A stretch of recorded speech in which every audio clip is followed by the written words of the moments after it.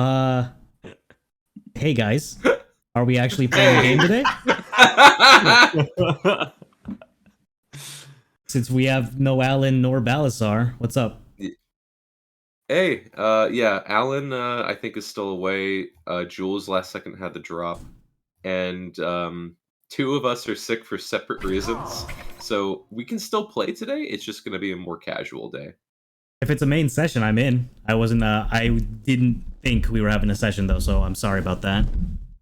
No, it's okay. Yeah, this would be a campaign focus day. Okay, let me switch it up. We get auto saves. Sorry about any confusion.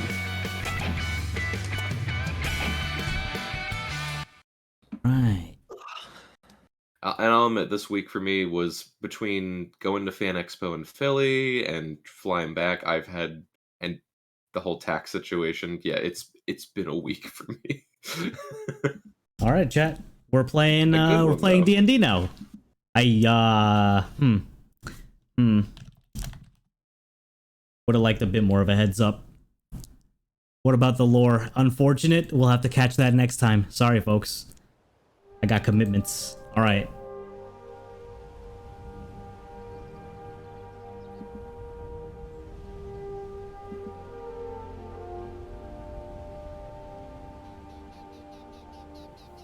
Can you guys hear my trackpad click when I do this?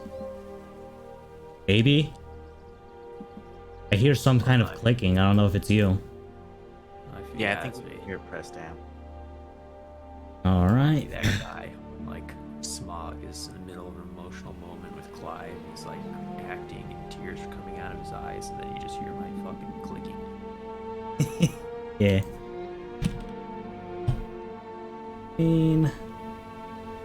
What is this, episode 42? 42. All right.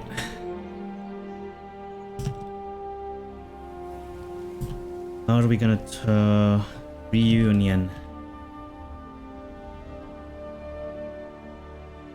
Alrighty, chat. Sorry about that. If you all were enjoying No Straight Roads, I was too. This caught me very much off guard. But we typically reserve Sundays at 1 p.m. to play Dungeons and Dragons. I thought we weren't gonna have it because some people couldn't make it. I usually assume if not everybody can make it, then we don't play. But it looks like that's happening. So, welcome to session 42 of Bloodties, everybody. All right. If it makes anyone feel any better, I watched it for the first time a month ago. Really? Ah, so you know the joke. Meaning of life is 42. And you're like, wait, what? Oh, yeah. There we go. 42. I've thought about it for quite a while. Oh yeah. That movie was a trip. Yeah, that's Space Odyssey? No. Hitchhikers. Oh, Hitchhikers, that's the one. 2001 was good though. I think I get those two mixed up because I haven't really watched them, but I feel like they're like kind of the same thing. I don't know. Mm-hmm. One's like a comedy, that one's a Kubrick drama. During 2001 though, I watched half of it, and my aunt came home in high school, and it was when they're playing like that soundtrack really loud, and the fucking monkeys are dancing around the obelisk, and like, Andrew, turn that off, it's too loud. So I've never watched the entire thing. You think you couldn't just turn it down and then keep watching? Just turn it down, Smog. Just turn it down. 2001 A Space Odyssey score. Just play your TV at 0 volume and pretend you can still hear it with subtitles on. No. Because then you won't hear "And Thus Spoke Zarathustra," that song that's playing. It's like blasting the screens and the orchestration's going on. Yeah, this man Smog. I can tell you did some band after high school. I was gonna apply for this like basketball band, and then I saw the people who were applying for it, and I just didn't even go to the audition. Were they like? Did you just not like them, or were they like? Did you feel like they were more talented? What's the deal here? Oh no, I just didn't like them. They were well. Funny enough, fair enough. You know, some band people hold extreme hate for one another. I can feel it. Oh, that is some rivalries never end. I can feel it. Ay. All right. Well, I'm all set up. Sorry for not knowing. No, it's okay. We're vibing today. It's all chill. I'm acting like the billionaire diva I am now. Oh, yeah. Alrighty. Okay, so if we're ready, we can start. I don't know if anyone's got to do something first. Brandon, I know you're busy. Is it okay if we start, or would you need like another minute or two? Seems like he's busy. Okay. I'm just gonna give it like another minute or two, and then we can roll. Got it. We can make And filing also- his taxes like a mini game. You know? And also, my one friend is texting me, so I have to message back. Your one friend, ooh, Tim. Shut up, Andrew. That's good. Hey, yo. It's going good. I'll just say that. That's good. Good for you. And this other friend of mine likes D&D, so who knows? Another friend. Friends. This man, Tim. Friends. I'm very happy.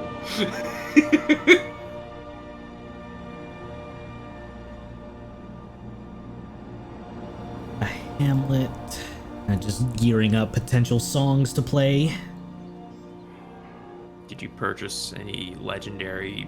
I just said legendary twice. Some legendary Yeah. two-handed sword with like Huh? imbued with eldritch magic with your money. You know, you're gonna buy like.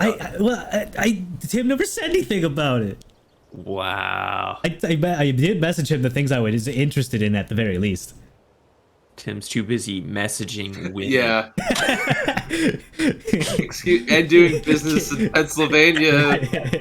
And shut up. I'm not giving you shit about it. Andrew's the one.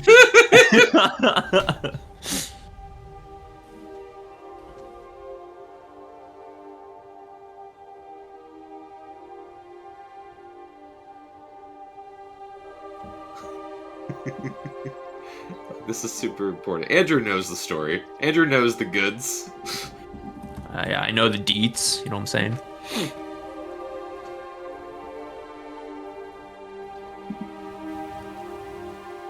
There we go. Alright, I'm just gonna check. I'm just gonna run out real quick. I'll be right back in a flash. Awesome. Awesome. She's outside right now. So, I have. were you all expecting a game today? Like, when you woke up, you were like, "Oh, thank God we're playing D&D," or am I the only one that just straight up was not aware? Well, I woke up and I had a whole different experience. D&D was not anywhere near on my mind when I woke up, as Okay. Dylan and Tim will know. You're good now? Yeah.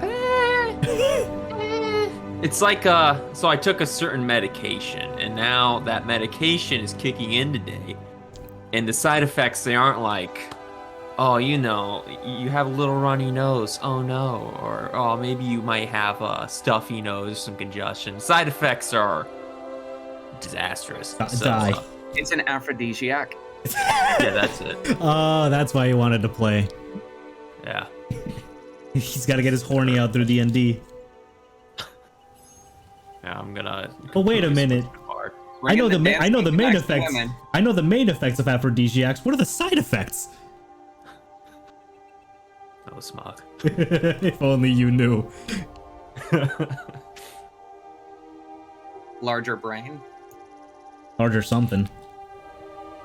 Hey, don't touch. Bigger dumpy. God, I wish.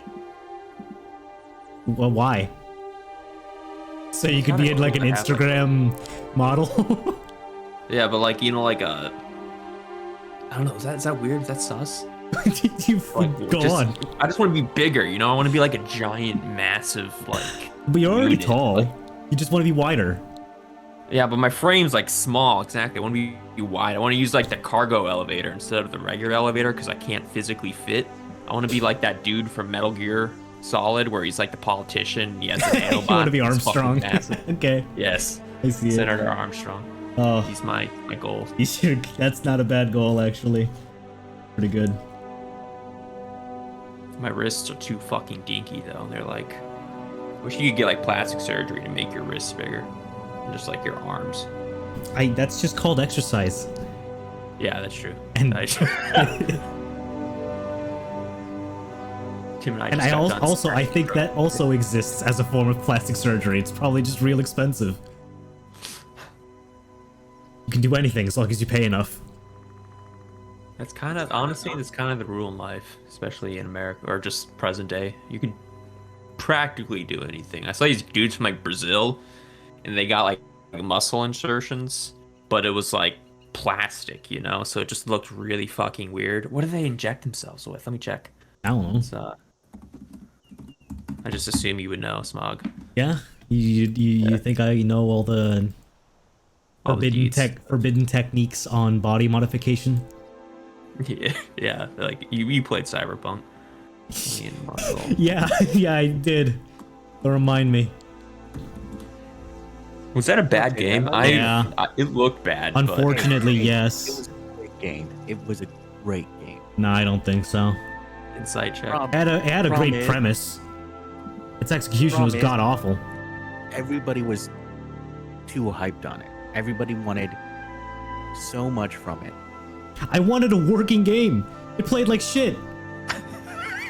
I'm sorry. The your fucking computer's combat, bad. the fucking combat was like terrible, like not responsive well. The melee was so dissatisfying.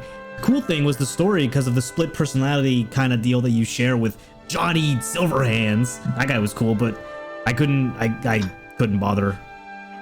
I had no issues with the combat. The combat never gave me any issues. I had maybe one time where it crashed. The only time it would lag on me was when I streamed it to Discord. That makes sense. I was pretty overhyped. I was hyped for it at first, and then they like cut out the trains.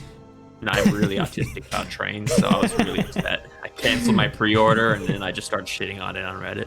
Yeah. And I played No, it I on love PC where Reddit performance games. was slightly better. Don't even get people started on the console performance. Oh yeah. That shit got taken Xbox out of the and PlayStation. That shit got taken out of the PlayStation shop like a week after release.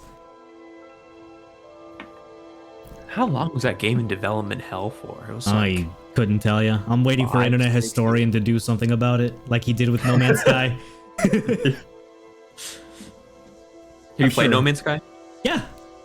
But I didn't do it on release. I was not hyped for it at all. And I've only played it like, what, 2 years after in VR. It's decent time waster. Doesn't feel bad. It was fun co-op. Played it with Spanky and Alan, and Yeah. it was pretty decent. My Oh. attention span just completely fucking burned, so The webcam It's is being difficult to turned get off, into chat. We don't need it for this.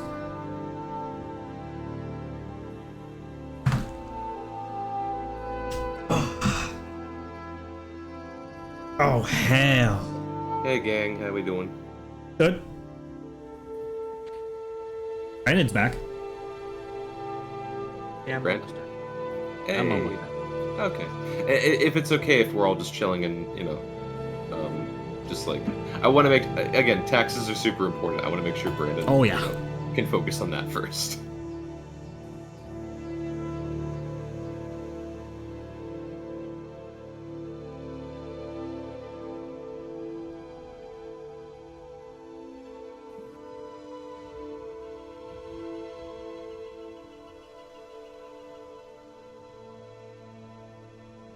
I've calculated how much Jesus Lanye's Christ, Twitter. transformation is worth, and it's roughly 71,000 gold for a scroll of true polymorph. So technically, Smog is still richer than me. Nah, I've spent about 40k. I'm currently 60k net wealth. Going down because I want to buy magic items. Do they have like a stock market in Breaker? Like Maybe we'll start one. that would be Oh, Clyde and Sons, yo. Parker and Sons, or daughters. Either or. You think I'm gonna stop at one?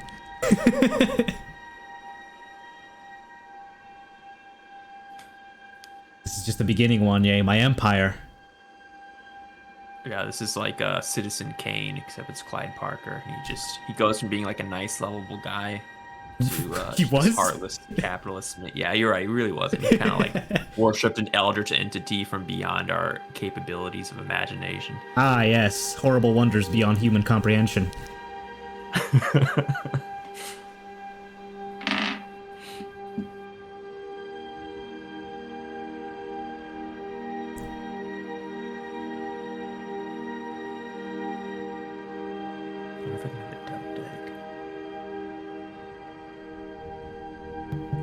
All right, there we go. That's all set. Hey. Ooh, good job. Now, real quick.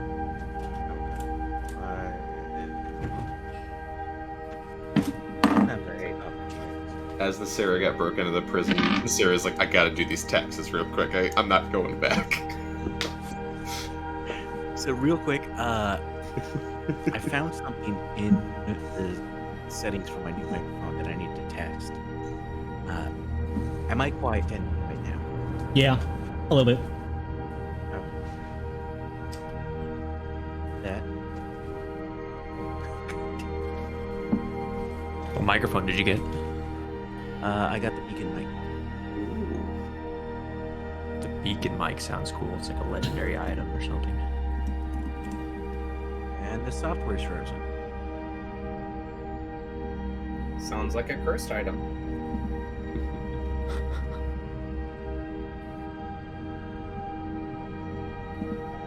World's most advanced USB-C microphone. Smog, Yeah. why do I call you? Have I always called you Smog? Yeah. I think so. Yeah. In like Yeah. high school, we used to Yo, call you- you Smog. you don't know my real I've never name. called you Santiago. I'm pretty Well, sure like- Smog was the name you were introduced to by like fucking Daniel and Henry. Oh, good times. Okay. Yeah, I try to make a audio on GarageBand a dragon audio sound, but I might just buy one of those things you have. Oh, Blue Yeti. No, not Blue Yeti. The Go like, XLR. the one that makes your one Yeah. that makes your voice deep and cool and stuff. Yeah. I want to get a cool dragon sound, but I can't do. All right, so I'm going to test this again now that I've got it working.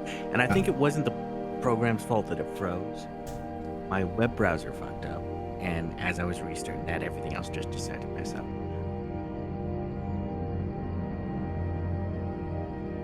Am I louder now? Yeah. Yes. Yeah.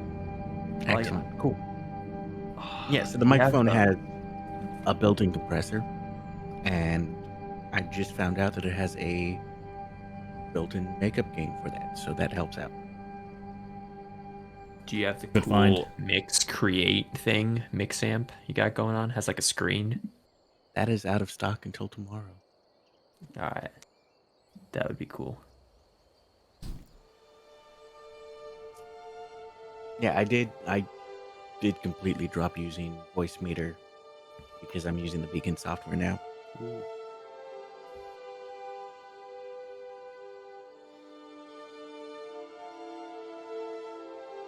Let me sign into everything, and I'm all set with everyone else is. All right. I'm ready, Freddy. Bet is like instructing to Sarah, like, now look at box 14, columns A, B, C. You know what? Don't get me started. Finding box B is just the most annoying thing. It's like A, C, D. Where's B?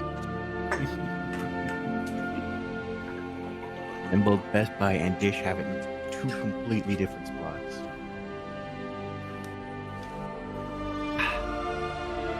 Thank God for terabyte packs. Okay, well, if we're all set, hey guys, welcome to session 42. Hell yeah. We did. Yeah. Okay. We did it. All I right. think So we're live, right? yeah, we laugh. Okay, so to do a small recap, the lot of you, after slaying what appeared to be a pharaoh in the War Sands Desert, had made your way back to the lair of the tribe, where after a bit of tension, the dragon had decided to let all of you go. After providing a suitable offering for his wife. You all traveled down this very long tunnel, which was, extra dimensional almost in nature, where you guys arrived at one of the southern islands just beneath the country of Breaker, or the region of Breaker. You met up with Stans and shared information, and had a month of downtime. Some of you use this for personal knowledge or gain, such as Balasar trying to learn the exact location of his half-brother, as well as, some other related information. Some of you went more into the financial route. On the one end, Nasira trying to rob Janglebrook blind in the middle of quarantine and getting caught by Betya at the very end. And then others like Clyde, who got very freaking lucky on a D100 roll. Yep. And made a best-selling book. And then you have people like Betya, Wanye, and Baldrus, who, for part of it, they go out to the middle of the ocean to find nothing. And then go back to explore the mainland, as well as technically break Nasira out of jail. All in all, very successful, very good work from all of you. But now we find ourselves just outside the walls of Janglebrook, with the party on the back of Wanye Kest, now an adult dragon, flying towards the Loose Ends Inn, seeing that there's some kind of celebration going on at the inn itself, as well as planning or making attempted plans at going to Fort Worth. So everybody, what would you all like to do? Is this canon? Are they actually all on my back, or is it just Dylan and Baldrus? Not Dylan. Canon-wise, I'm allowing it so that everyone can ride you. Okay. Is Baldrus and Balasar there with us? Technically, yes. Technically, yeah. Okay.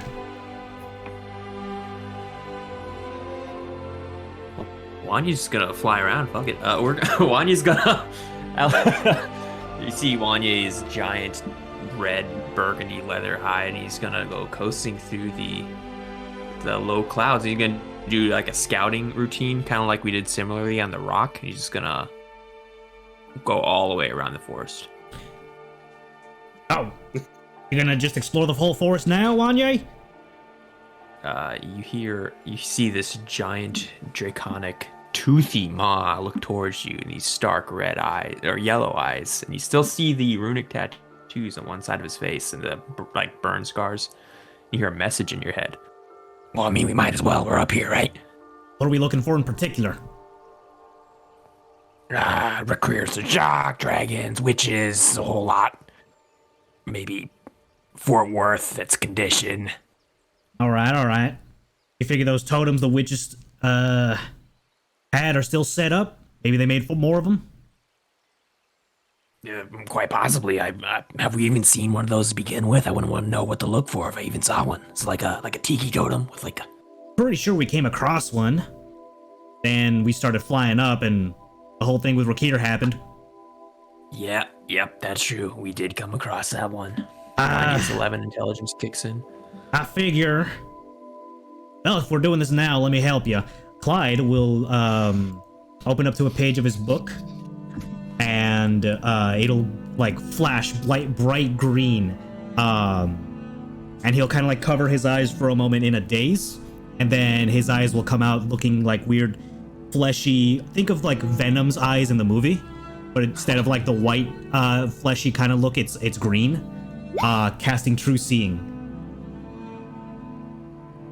For the duration, I will be assisting in finding potential hidden magical or otherworldly things in the forest that might help us spot those the witch's magical like totems.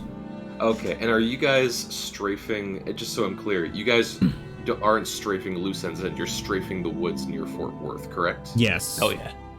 Okay. Let's see. Just for double check the reading on this. Wanye is visibly jealous because he only has blind sight up to 30 feet. And you can see through the ethereal plane as well. Yeah. All out of range of 120 feet. Oh, to a range of 120 feet. Okay. I'll say, I'll definitely say for a time being, especially, you know, since you kind of have to get lower to the ground, there are points where there is activity in the woods, and that there are points you have to regain altitude because there are things in the woods hostile trying to shoot up or reach out at you guys. But for your strafe around the woods, roll 3 perception checks, Clyde. Just flat. Yep, flat perception. Okay. And I'll let you know what you see. Ah, so close. Oh, hell. Okay. So, and I'll admit, part of it is because it's night,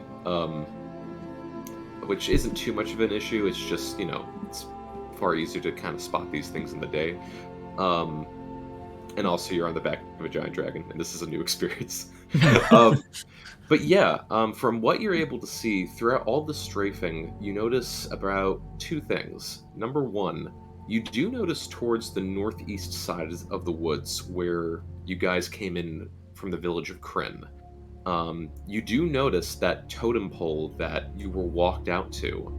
And as you strafe by, it does have this magical glowing essence to it. And then as you also strafe parts of the woods, you notice this very thin barrier, like this massive dome going over the entirety of the woods. And you can pass through it just fine, but you do recognize that, yes, there is some magical barrier over the entirety of this forest for the most part, and that the border edges are with that totem that you saw, and that there's probably others as well. Can I figure that if we just trace the borders of the dome, we'd find more totems? With enough time, yeah. Okay. Where the other 2 are exactly, you're not sure. Just with the amount of time and with the perception for strafing, but you do know for a fact that there's probably at least 2 others. All right. What the barrier specifically does, you're not entirely sure. Does it look like it has any anti-magic properties? Or, like, do I notice Clyde's eyes change back to normal when we enter the barrier? If you want to look back while you're flying around. Yeah. We'd only feel... When Clyde says Wanye. Oh. Yeah, I said, mind dipping low. I see the totem over there. I figured we could get a head start and just blast this thing. Oh, I'm way ahead of you. And, Clyde, just for the heck of it, what would I do for this? I'll say just roll a D100. Okay. Uh-oh. I just want to see something real quick. Uh-oh. Damn. Okay. So I'll admit, let me think. Oh no, you can keep typing. It's okay. Sorry, I'm getting a message.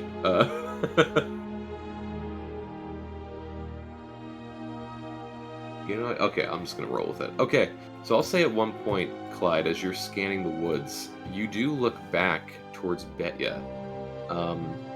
Betya, what does Clyde see? I can tell him.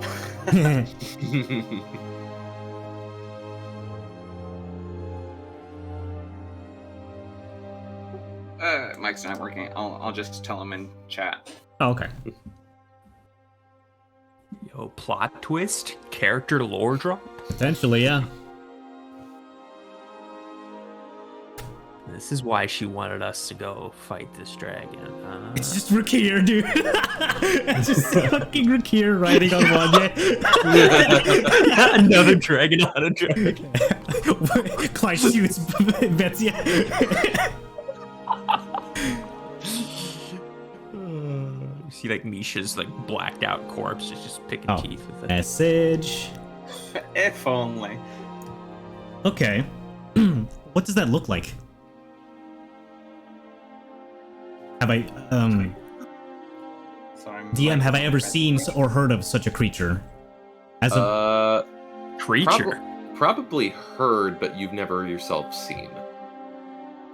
okay. Creature. So Clyde will snap up to say to Betya, you could have ended Wanye's hostility a long time ago. Why didn't you? She doesn't say anything. To each Just their kinda own. shrugged it off. To each their own. Does Wanya hear this? Probably. Probably. Wanya's gonna like look around like, what are you talking about, knife ears? And Wanya just did the whole like dad driving the car looks back at the kids. What are you two doing back there? Sorry, continue. oh, what does Wanya see when his scarred eye looks back at you? She has her mask on. Oh. Oh. Clyde, what anyways, and Wanya's gonna take a look for a totem nearby, or where he thinks a totem would be. Can I spot one, possibly? As I lower my altitude slightly. Do I see a totem, DM? As far as that goes, I was gonna let Clyde have that focus just because he cast the spell. So I'll say, if you want to fly towards the one that Clyde spotted, sure, you can absolutely see it. And it's that it's kind of like, the best way I could describe it is it's kind of like, and of course we do this on Easter. It's basically like a voodoo doll affixed, not like a cross, more like a post. It looks like a crucifixion, but with a large kind of makeshift voodoo doll, and it's this large pyre full of like hay and material and cloth. It seems like this very witchy, raggedy looking bonfire. Like the Blair Witch, like totems, but way bigger. Yeah, and I'll admit part of it is me just slurring my words and not knowing how to describe it. My bad. No, that's fine.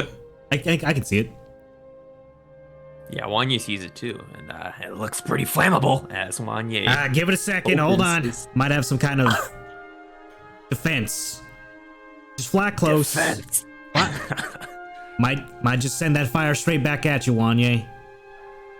There is no defense for a dragon's fire, Clyde. This is no mere fireball. This is inside me, inside my blood. My ancestors would have burned this puny totem to the ground. Watch this shit. As he opens his maw, you guys smell like firewood in the background. His cinders start to leak through Wanyi's teeth as his chest glows with orange light. And he's gonna cast fire breath on this totem from like... Sure. Start a forest fire, why don't you? Mm-hmm. All the while, in the back, you just hear, what? Oh, that smell. Oh, mouthwash for the dragon, please. So, without any difficulty, Wanya, you're in your dragon form, I'm assuming. Oh yeah. Yeah, you just this massive inferno of fire just bellows out through the woods. Kat and Wanya, overly excited to do this, does start burning and singeing some of the other surrounding foliage. But yes, this pyre immediately gets lit up and over a period of time begins burning to the ground. As it burns, you all hear this like psionic ping go through your head, and it's almost like a mental screech, like this high female shrilled just ring through all of your ears. This shockwave, this miniature shockwaves pulses out from the pyre as the fire and woods and drags fly kind of across the area. Clyde, you still notice that the barrier is up, but you do notice its entire form shake quite a bit. Oh, that did something. If I want to take the time to find the other two, sure. Or we could go see Santis and get this thing wrapped up tomorrow morning. It's gonna be much easier then. You remember those weird man-bat things? I'd rather not deal with those. Yeah, and when Wanye speaks, he does not speak through his mouth. He casts message, and you guys all hear in your head. Yeah, I'd rather not deal with the man-bat things. You know, the last time we had aerial combat, it was, how could you say, didn't go so well. Yeah, and you'd go the way of the Rock probably before us. Okay, well, hold on. That's a little offensive. Wanya's just flying the entire time. He's looking back. First of all, I'm much more powerful than a rock. Look at these meaty claws. I can't wait for us to find Rakir and for you to prove it. Oh, yeah, I'll prove it, all right. I'll stack his head in front of you, Clyde, you ungrateful bastard. And Wanya turns his head forward. Oh, I'm sorry. Why? I didn't hear a thank you for finding the totem. Oh, I'm sorry. I didn't hear a thank you for being the ride to find the totem. You know, you don't even pay gas money. You know, you just What the sit in the hell's back and you gas? complain all day, you backseat driver. I can just summon my horse. If you let me down, I'll just get a horse and ride on the way back to the Loose Ends Inn. Thank Oh, both yeah, of you for everything that you do. You are both wonderful. You see Wanya just like staring at Clyde, and his head turns towards Baya. Well, you're welcome, Betya. Knife ears, huh? And Wanya's just grumbling. In his By the way, message, he's grumbling. How was that month y'all spent together? Seem like you tolerate her more? You hear the message. Yeah. You know, they're not all bad, Clyde. We were great pirates together, you know, we sailed the open ocean, we saw several dragon lairs, or well, you know, we kind of saw one. It was like a tourist kind of thing, you know, we drove by it and it was just like several thousand fathoms beneath us. You might like that one actually, his name's Deep Seeker, but you know, bet ya. I mean, Knife Ears and I, we're on good terms. We're on good terms. Clyde raises an eyebrow when you finally called her by name. You know, I'm starting to, you know, the drow, they're looked down upon by the high elves. They're the real enemy here, Clyde. These high elves, they turn their snouts up at you. It's disgusting, Baya. I also Do you have any that reaction? look down at my kind. Yeah, you're kind. Do I see any uneasiness when Clyde says that? When he's sitting near Betya? He's stone-faced. He's not uneased by her.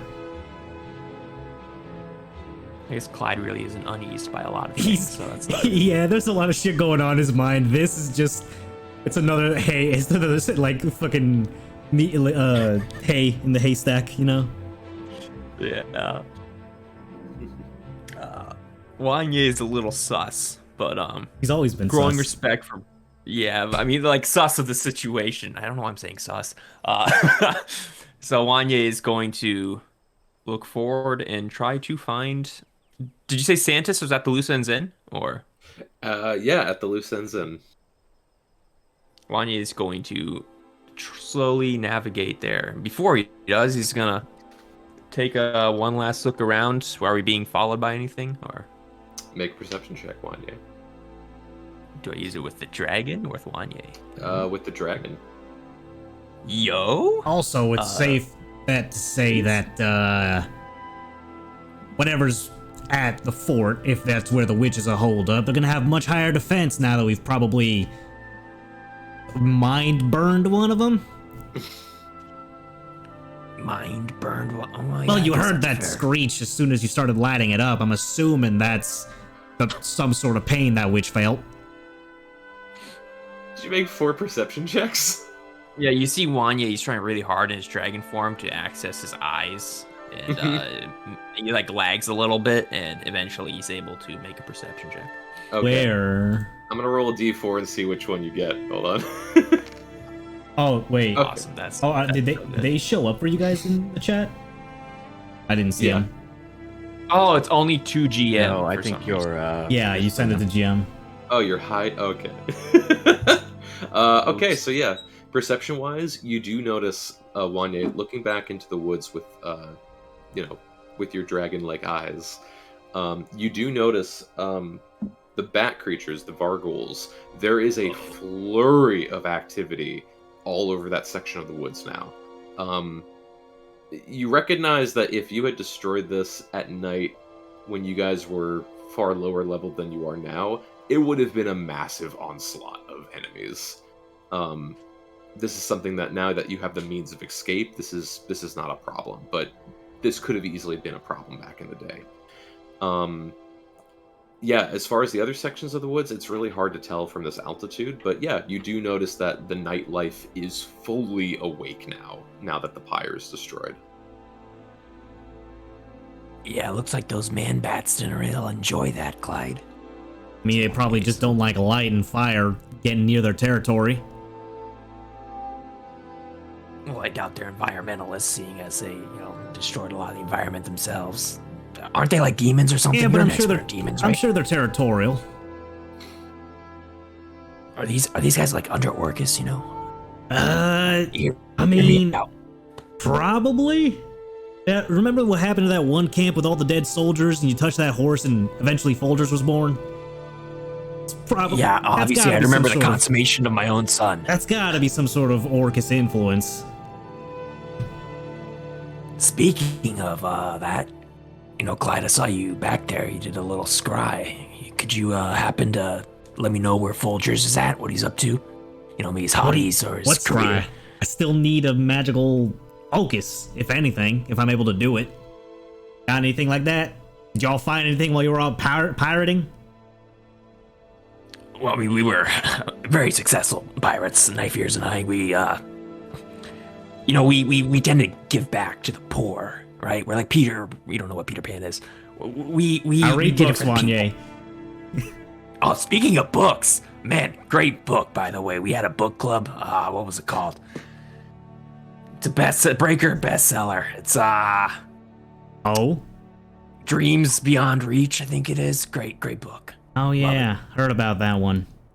Yeah, it's pretty good. I mean, right, Knife Ears, you read it too. We had like the book club on the Knight's Bite. That's the name of our ship. It's pretty sick. Actually, I did not read it. I was a little bit busy. I don't think elves can read. He only messages this to Clyde.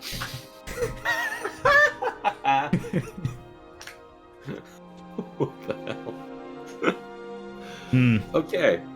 As you all fly towards the Loose Ends Inn, my mistake, I meant to do this before. So suddenly, for two of you, the world changes around you. Clyde, I forgot to give you a thing of Eldritch Knowledge. Woo! Would you like to do that public or private? Public's fine. All right. Public, let's go. So at one point, as you're flying through the air, you blink, Clyde, and your companion, still on the back of Wanye, but Wanye not really moving as much while flying through the air. The form of Betya and Nasira are replaced by the form of your icon. And it just stares at you.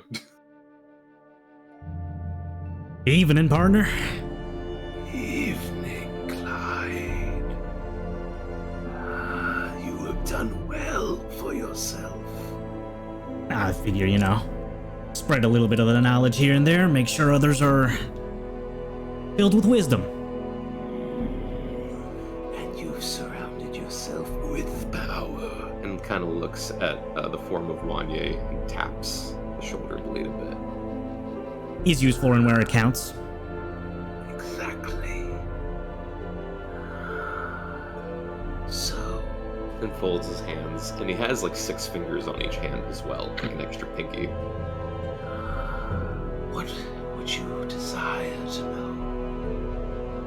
I've been thinking about this one, but I don't want to be selfish about it. He's been a good guy to me lately. What's the exact location of Alisar's half-brother, Malasar? And kind of his eyes completely roll back. And you notice from his mind, basically where like the location of the third eye would be, this laser-like image appears from it of this Dragonborn. Looking rather stressed and very tired. But as far as the exact location, it would be he is located currently in retreat. Huh. And it seems like he is assisting some of the dwarves in that area, and like basically tucking dwarves into bed and like helping around the house. Is he doing? Does he look like he's doing this with a sincere kindness? From what you can tell, I'll say make an insight check. That's a little bit harder because it's a holographic image. Yeah.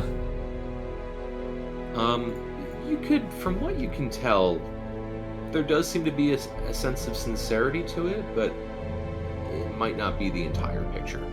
All right. And the mind goes back into his head. Very well. And if you, despite relinquishing the last trial, if you are ever interested in more, we can make arrangements, but you know that already. But of course. So long. And you see the mind flare not even walk, but just rotate, falls off Wanye Kest. And you look over and you see him literally flying through the air. And as you blink once more, same location as the last moment of that illusion, but now Nasir and Betya have reappeared and Wanye is talking over everyone. And then, like, the main character, oh my god, there's like these fire everywhere, Clyde, and you'll never guess what happens at the end of the book. He dies, and it's kind of sad. Is that what happens in the book? Well, it's just out of character. Like, it's an anthology of various stories and adventures, so it's likely likely one of the endings that he's written. So you have read it? Oh my god. I've taken a peek. Not bad work. No, not bad. I mean, this guy's a genius. You wouldn't know genius if you were looking it in the eye, Clyde. You know. Yeah, and I look at you all the time. Ah. Anywho. And as this extra banter happens, Nasira, you have a vision as well. What? Would you like to do this in public or private? Public. Hey, come on. Yeah, sure, I can do it. Let's go. Let's go. So there is a moment while Clyde is tripping out, Nasira trips out as well. As you look kind of back towards the forest of Fort Worth, you have this moment where you see the fort growing in size, and growing vertically taller and taller and taller until it becomes this monument sized tower of sorts that ascends above the clouds into the night sky. And although you can't see the top of the tower, this red light through the clouds emanates through, shining on top of your form. And you hear this very long, bassy noise. And as the bass echoes, all the trees in the forest shake out from it.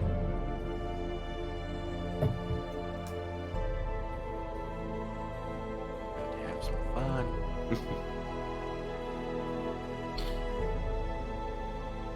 So, I'm going to apologize because I did have someone come in and get a hug. So I missed the full description. I'm guessing it's the tower in front of me right now. Yes. Okay. It's like, there's no other reason I'd be tripping out. Am I on the ground? Can I walk towards it? You are on Wanye's back, actually.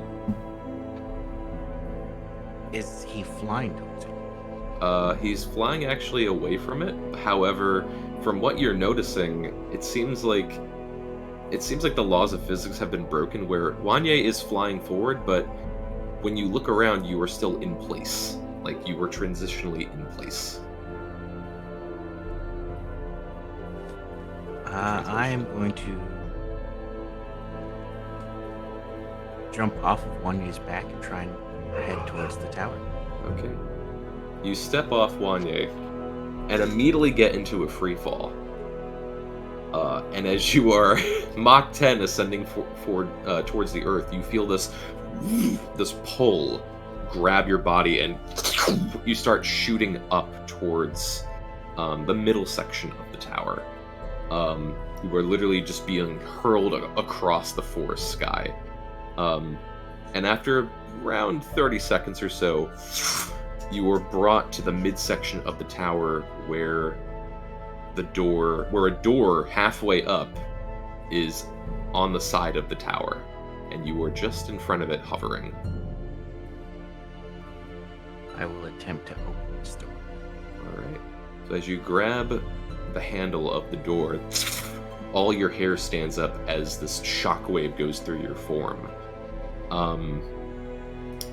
So, what is on your mind?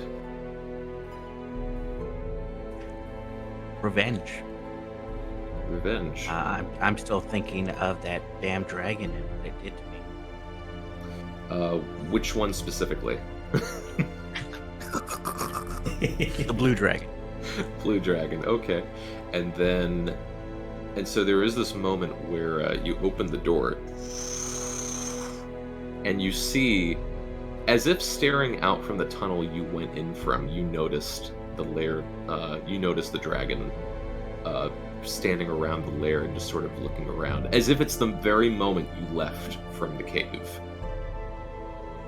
What is it that you would like to know about the situation, or hope to gain from the situation?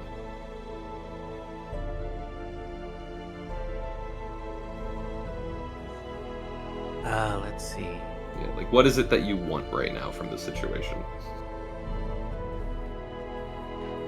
How to kill him. How to kill him, okay. Roll a D100 real quick.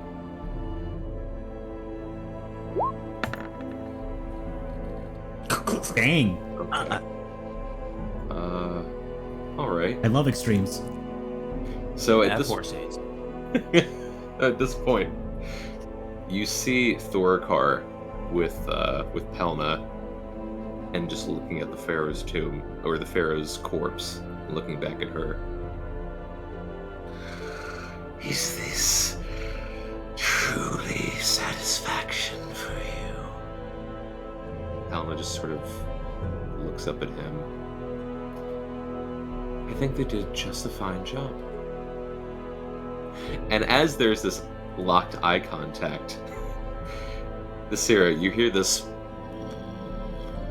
lower tone bass, or this more softer bass, as you see this red mist snake out from the entrance of the door just in front of you, and it snakes across the room on top of the Pharaoh's body, for pulling it away into nothingness. And Pelna looks over. Where is it?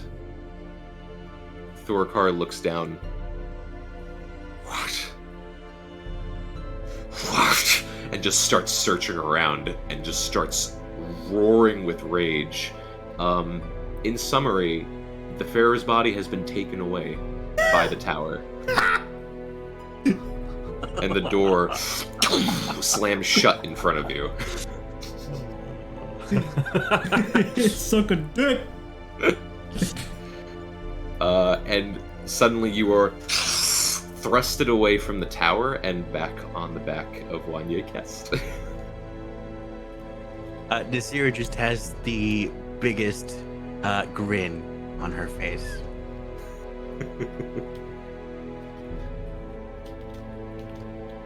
Careful you don't get bugs stuck in your teeth, Nasira.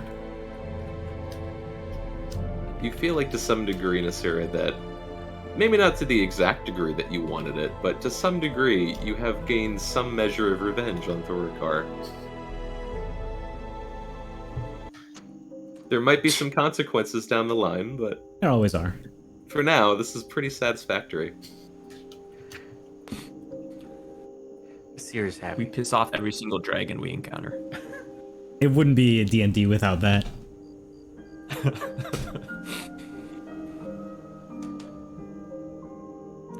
Wanye now is, I assume, closer to the loose ends in, Tim? Yeah, at this point, it's been a bit of the night, and you did some recon as well as some searching, both physically and spiritually. But yeah, you guys do make your way back, touchdown to the loose ends inn, and there are some people who do see this going, ah! Ah!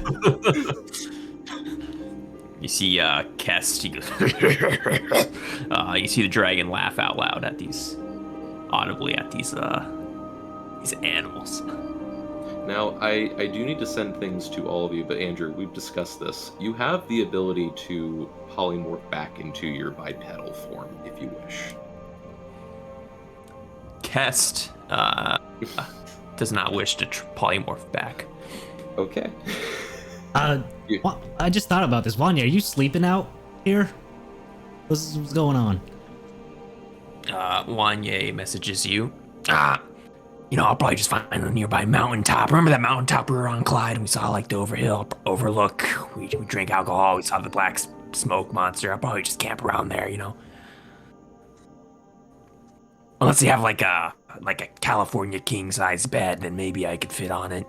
I doubt it. Hey, you do you. We'll see you tomorrow morning then, pal, as I dismount when he lands.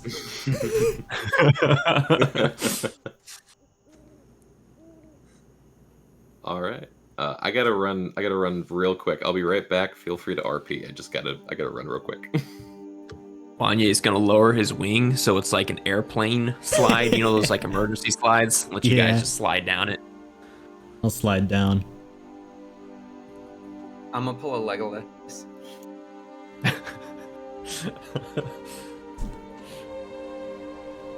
You said that, and my thought is, wait, you're gonna pull out arrows and climb down? You just stab them into Wanye. Yeah, he just fucking jumps on Wanye's face and fires 3 arrows into him, brings down the elephant. Never mind, I'm pulling a Fred Flintstone.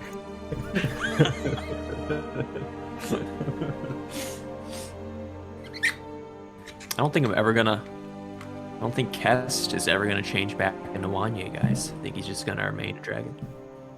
That can't be comfortable. I mean, it's not bad. You really don't feel it. If you have the magic inclination like I do, Clyde, perhaps you can ask your squid lord to become it and join me in Dragondom. Sure. I mean, hey, it's pretty good, you know. It's pretty fly. it's pretty fly, Clyde.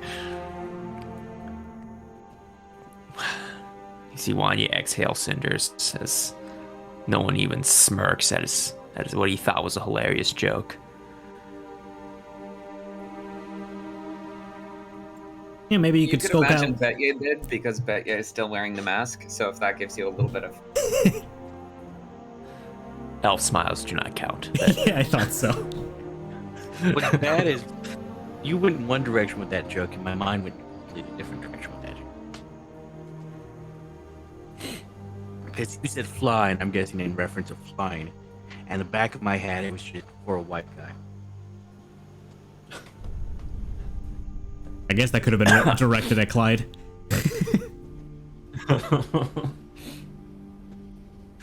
Does Clyde,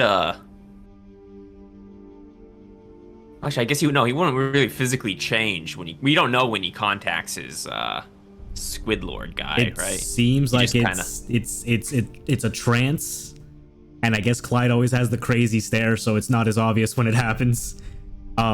He would often probably have a, just like Nasira did, another uncomfortable smile every time it happens, because he gets giddy to learn to extract knowledge from the world. But yeah, other than that, he hasn't said anything about it.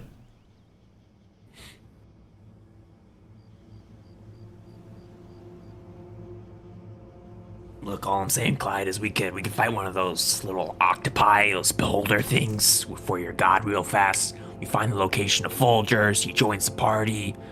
I think Folgers. Now that you mention it, I mean, we could set up a nightly trial like we've had way back when, and I could pop the question as to where Folgers is. You want that, Wanye? I would bequeath. Wanye doesn't know what bequeath means, but it sounds cool. I'd be bequeathed if you would do such a thing, Clyde. It doesn't. Need to read a bit more, Wanye. Look, yes or no, and we can get this up and running tonight. Now, granted, these things have gotten a lot more dangerous as of late, so whatever effects might happen, like getting burned in lava, might stick. You see Kess starts laughing out loud, and then you get a message in your head. Clyde, come on. Look at me, I'm a dragon. You think I'm gonna burn in lava? You think I mean, she might burn in lava, but come on, Clyde. We could take on entire armies like this. Might be a hell of a party if we host it at loose ends. Santis might not be too happy about it, but I mean, he can handle it, right? He's seen much worse. He's been running a bar for and a prostitution ring for 100 years now. I came back I'm at a sure. weird time. Yeah, I'm sure interdimensional demons. And We might eldritch also beings, lava. need a way to mask Baldrus. I know he's been real quiet, but ain't Santis hosting a bunch of vampire killers and making a coin off of them? Something like that. Have you guys settled on an agreement that he's like a VIP, do not touch kind of deal, or what? Because we might need to get that rolling. Yeah, I might have to get that roll. I'm not sure what that means, honestly. If like Santis has well, I guess we could just go in and ask him, right? He's inside there. Yeah. One he's gonna Put a snout in. Is it big enough for a young red dragon to, or a huge red dragon? You are on a technical level, you are a young red dragon, but on a aesthetic level, you are a huge-sized adult dragon. Yep. There is not enough room for you. If the rest of the party goes in, Wanya's just gonna stick his head in through the front door and just gonna lay it on the ground. And as soon as Wanya cast, and explain the loose ends inn to all of you if you're heading towards it. There have been upgrades to the inn. Santis has primarily taken over and added his own unique flair and touch to it. There's a nice like a front balcony similar to what you saw in the Devilry with like a little gate section and stonework. There's some benches with some gargoyle heads hanging out the front door. There's the main wooden door at the front has been completely replaced by the arcane locked stone door that you're familiar with the Devilry. So there is a moment, Wanya, if you still wish to proceed. Oh yeah, he's trying to proceed. There is this moment where there are some guests outside who sees the adult dragon and start screaming. But you go by and you shove your snout towards the door, and after a period of time, all the arcane writing on the door lights up this reddish color. And there's a brief pause before it glows orange, and the door slowly opens for you. Do you still stick your snout in? Oh yeah, absolutely. Wanya's sticking his snout all the way in, as much as he can fit. Alright, well you stick your snout in and immediately you hear a familiar voice go, "What the fuck? What the fuck? Is this what the... Oh. Kest? Is that you?" Wanya shows him the tattoos on the left side of his face, and he receives a message. Hey. Jeez, you look like shit. Right, I look very intimidating. How much did you eat? Let's see, there were the deer, there were the buffalo. There was this like farmer who was like really mad at me, but I didn't eat him. I just scared him. Probably. Is this a courtesy call, or all of you like schmucks here? Oh yeah, Wanya pulls his snout back. And everyone else files in. Evening, partner. Oh god, it's a whole family reunion. Okay. What do I see? I will show you. So let me get this rolling. So yeah, there have been some renovations. On a note, the tavern itself, I used the original Loose Ends Inn map as a 1-to-1 proportion guide, and then remodeled and changed the layout a bit. But you guys see the updated Loose Ends Inn. Oh, I'm talking about when I see Santis. Yo, it looks sick. Oh, when you see Santis specifically, yeah, it's him in his large, flare formed as always, a little bit stressed. but not as stressed as some of the guest counters people who are looking back at this hulking adult dragon, wondering what the fuck. And he's just like, no, it's fine, it's fine. They're friends, whatever. Come in. We're a little bit hectic tonight, so sorry. Just hi, it's wonderful to see you. Nothing with True Sight? Oh yeah, you still have your video. That's what I was referring to. Give me a quick minute real quick. Hold on. Hold on a hot second. Oh, yeah. Imaginable horrors beyond my comprehension. It's just a fucking Cthulhu monster. You do something with your hair. What level is the spell that you're using? 6th. Okay. So yeah, you look inside expecting like, okay, let's see what we gotta see, and you peer your head in. Still looks like Santa's. Nice. And he does give this quizzical look at you as he sees this glow in your eyes, but he's just like, whatever. Hey! So, how are we all doing? It's been a while. Oh, and you have a new friend of sorts. I have not met this one. Yeah, this one got sort of shackled up with us on a suicide mission out in the deserts. You all made it, though. In the desert. Okay, well, that's interesting information. Well, hello there, unnamed person. I am named person, otherwise known as Santos. I now run this establishment called the Loose Ends Inn. I also run a number of businesses throughout Breaker. Most popular in this town is, Jangle Brick close by, is the Devilry, which is permanently closed due to the vampire situation there. How's that coming along? Vampires winning, or are you clearing them out nicely?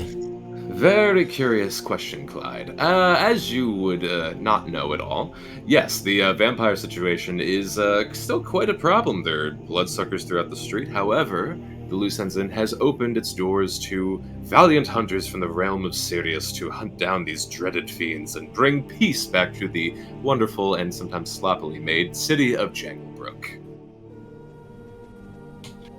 So, in short, yeah, it's going okay. Wait, so you make money off the vampires and the hunters? No, closed. Remember, closed, and he's like motioning to the non-vampire guests around who have no idea what's going on. He's like, closed. I don't even think it's closed, Wanye. Wanye is like staring at him with. There's no like thought behind Wanye's dragon eyes. I thought you were serving the vampires. And Wanya, you hear this thought you hear this message thought in your head of, I will end you. Shut the fuck up. Oh yeah, it's closed. Renovations, vampires. Yeah, closed. Damn shame. Anyway, make yourselves at home. We well, I can't offer you your rooms in the Devilry because there's no access to get back to the Devilry. But we have plenty of rooms upstairs. These are my friends, everyone. Feel free to take any room that you wish is yours. I trust all of you. All right. What's the news around here? Any mishaps or troublemakers making their way out in the forests? Well, we've asked some questions already, so allow me to ask a few of my own first. How are you all doing? It's been quite a while since I've seen a lot of you. I believe you went on a year-long vacation? No, we went to prison. It was nice. The prison part or the vacation part? Both. I mean, they had us holed up she was very comfortable. in a decently, well-kept area. And was the newcomer over there? I'm sorry, I still haven't gotten your name. Is Betia. Bet. Oh, I like it. Okay. Were you a part of that whole conglomerate vacation prison thing? No, definitely not. Okay. Understandable. And are they not coming in? He motions over to Balasar and Baldrus and Sora outside. They're a little bit air sick. Let's let them kind of, regulate themselves before they come in. Make a mess. All right. Well, I can understand that. basically snaps and then shoves the tiefling next to him, like go help them out on that. The tiefling just runs over, and basically just gets them accommodated up to a room upstairs, and I'll put them away. Okay. I'm sorry if I'm seeming a bit flustered. See, in short, because we've opened the inn to Hunters of Sirius, because we have a lot of people wanting to slay vampires for the glory of the Empire, or whatever god they worship. Anyway, hunters are messy, and it's a fuckfest around here, constantly, both literally and metaphorically. So I'm sorry, but it's really stressful around here. I'm a little bit baggy. Yeah. Don't need to worry on our behalf. Mm-hmm. All right, but let's think. What do we do? Okay. I'm actually out of ideas. I'm sorry. How are you guys doing again? I know I've asked this question already. I'm just very flustered right now. Does Wanye see any patrons that he recognizes? Like of the guest? Yeah, of like everyone else that's in the bar, like the. As far as you can tell, no. These patrons they're either just commoners that wanted to, with vampires in a town, it does draw weirdly some local business. And the hunters that he speaks of are not in this room. It seems like kind of like common devilry. No one looks familiar in here, and similar to the devilry, but not on such a blatant note, there is still some business going on, quote unquote. Is the Lucettes Inn located in a spot within the dome of which influence? That's a good question, and you would remember this, or at least, actually, just to be straightforward, no, this would not be within the dome. Okay.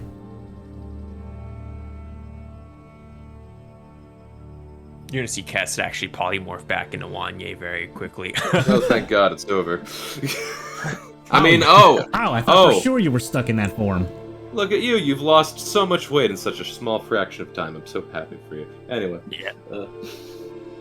I can just kind of turn it on and off whenever I want. It's like a light switch. Okay. I don't have light switches. Yeah. Right, it's like a torch. Just hope he doesn't give your whole life story. Hope he doesn't do it right now. I could do it, Clyde. No, please, God. I could fucking kill everyone in this room. I doubt it, but anyway. I jest. Anyway, and he's cast. And Wanye like laughs a little. Andrew laughs a lot. Santis chuckles and goes, "I regret doing that." Okay. So anyway, situation. Obviously, we can't really talk in private right now. I'm sorry, other patrons. These are longtime associates of mine. We're VIPs. Yeah.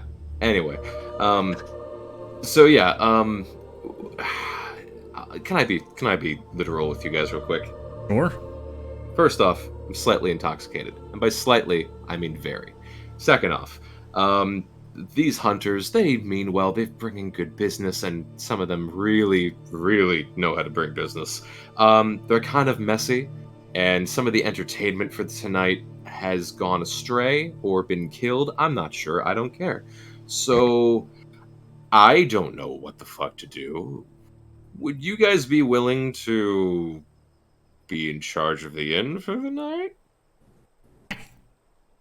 I mean, yeah, we've like literally killed for you, and we've done heinous crimes. So I think managing a small inn would be substantial. Oh, you guys have no measure of. Don't worry, I'll clean this up.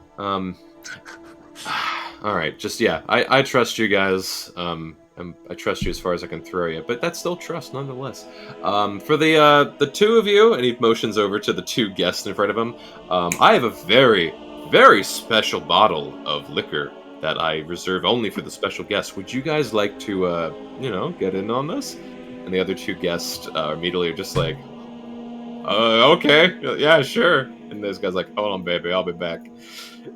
And they round back, and Santis looks at all of you like, I'll take care of this, and does like the whole slice across the throat motion.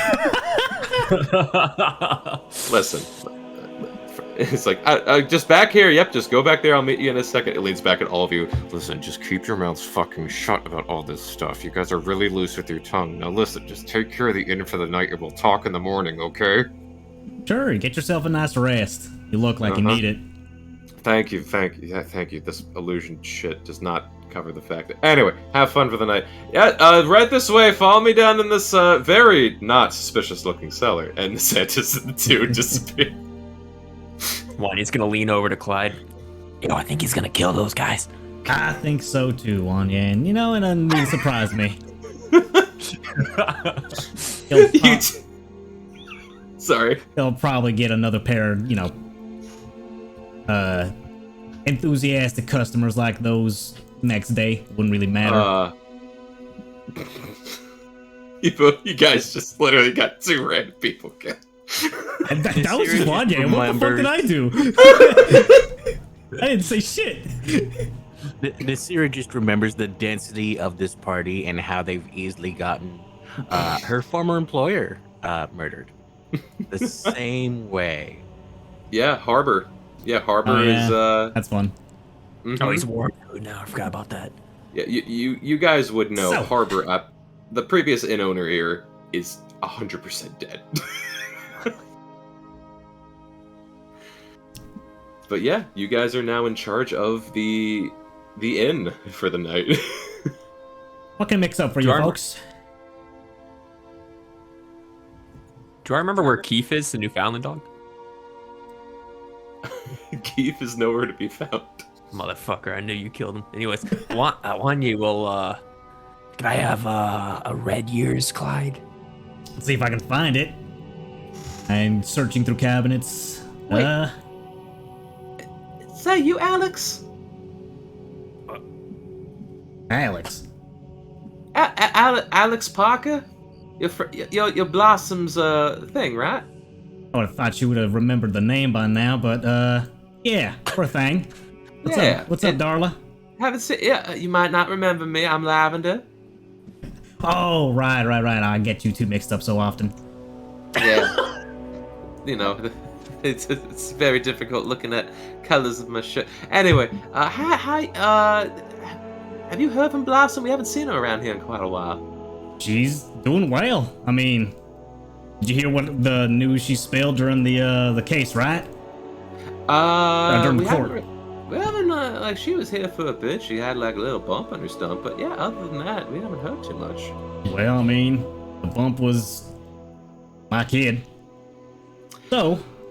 Shut your face. Yeah, grew up to be a cute little pinkish-skinned, orange-haired little cherub. Oh, that's adorable. Well, I'm proud of both of you. Is there a guest bedroom I could be a part of or something? We've probably got a place, but you want to keep taking up with Blossom. I mean, y'all are close. I'm sure she wouldn't mind. Yeah, and I got we all. No offense to Mr. Santos. Santos is wonderful. Just we want to get the fuck out of here. Oh, right. Of course. Well, try to hit up Breaker's Run. Breaker's Run is on the shore, right? Okay, well, yeah, and I like the beach, and also Blueberry likes hot climates, so maybe we need to accommodate something for her. Ginseng, she really likes colder climates, so if you have a place up north that we could put her in, that'll be fine as well. Beatrice, she got twins on the way too, so we got to find out a whole place for her. Essentially, long story short, this. They're trying to use you to basically get them all out of Santa's service. Like I said, start with Breaker's Run, and Blossom will probably, I'm sure she'll take a kind idea. Look up the Abyssal Manor. Abyssal Manor. Okay, well, we'll check in on that, darling. Thank you. It's so good to see and hear from you. Yeah. Of course. Can I have a drink, by the way? Yeah. What you want? I'll have Santa's choice. Actually, I like that one. You do? Well, Well, no. knocks me off my feet real quick. It sure always does. Yeah, it whips it up.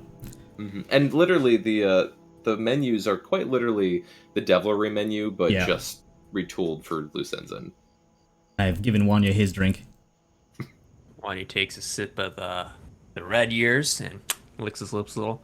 All right. Did you say the Abyssal Manor, Clyde?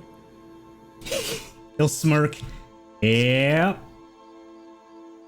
What, that sounds... What is that? Like a project? Or is that like an actual manor, you know? It's a manor. Nice Damn, seaside I view. didn't- You should visit sometime. I didn't think you were that, well connected. I got my ways. You have a manor? This entire time you've had a manor? No, recently came upon it. You just came upon a manor like we came upon Fort Worth. Sort of Knife like Ears, that. Knife Ears, hey, Sort of like that. he has a manor. Wanya's gonna stop Betty a I little mean- bit, kind of grab her shoulder. Wanya, at some point, this is all gonna end and we're gonna have to retire. You need to start thinking about where you're gonna end up. I got mine. Well, obviously he's going to end up in his own lair, so... Thank you, Knife Ears. You see, Clyde, And I'm where are gonna you have thinking my of own locating realm. then? You gonna just copy after the Hellkite and do the mountains? Come on.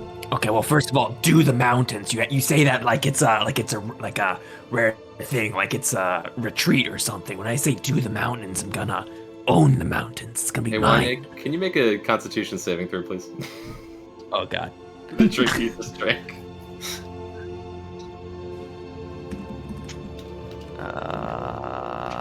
Constitution saving throw. Alan messaged me. Okay, yeah, you sip your drink back. Your mind does not become that of a Bulgariz. As the whiskey hits the back of your throat, and it doesn't burn. You're used to this. For the next hour, you have +5 intimidation. Which also, speaking of, because Dylan, you've never seen the menu that we have here, do you? Correct. All right, so here is a list of cocktails in the session chat that Santa sells at the Devilry and now at the Loose Ends Inn. Wow. You don't think we have to pay for these, right? I mean, we run We're in running the inn. place? like I a- don't think so. Look, we're paying in, I don't know, the amount of relief It's our he gets labor. from not running this place. Assuming we don't, crash and burn this location. Like we've done a few other times. Hey, can I have another by chance? Yep, how's she looking? She's and for she has 1 level of exhaustion on her. That bourbon hit her really hard, so she's I will sleight of hand a drink that looks like Santa's choice, but won't give her the negative effects. Okay. So just a regular bourbon, basically. Yeah. All right. Yeah, I'll just say make a sleight of hand check. It should be super easy. She's already drunk. Oh yeah, absolutely. You basically give her water, but colored to look like bourbon. She's Mhm. like, "Thanks, darling. Of course. I'm gonna go throw up in the corner. I'll see y'all later." Go ahead and pick yourself a nice bed, honey. And she From the saunters chair, you just hear Nasira say, "And we've let go of the steering wheel." Right. Clap. So, Wanye, about getting that question for Folgers. You want to set that up tonight? Yeah, sure. Wanya finishes his red years, slams it down. We gotta get focused, right? Like worth a certain amount of gold, like a telescope, right? You gotta focus on a telescope. Or... Well, let me see what I can do. Clyde will turn around and focus on summoning a trial from his icon. All right, so you're going to request a trial, essentially. Yep. Okay, so there is this moment where all the candles and torches in the room get softer in lighting. And you hear your icon going, Do you wish a trial? But of course. Very well. And you literally see the torchlight flicker, and all the lights in the room go completely out. And in that moment, all of you feel this pulse in your chest as the mark on your chest begins burning. And you hear in all of your mind this very different voice. Very well.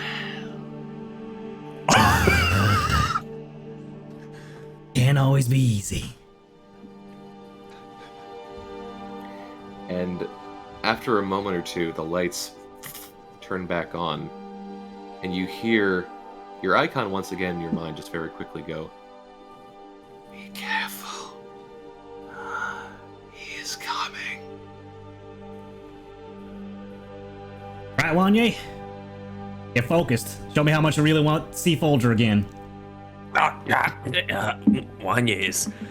I mean, you heard Orcus, right? I heard something I wasn't supposed to hear. Get ready. Wanye holds out his hand and he's prepping an Eldritch Blast with his finger guns. He's pointing them around the room, you know.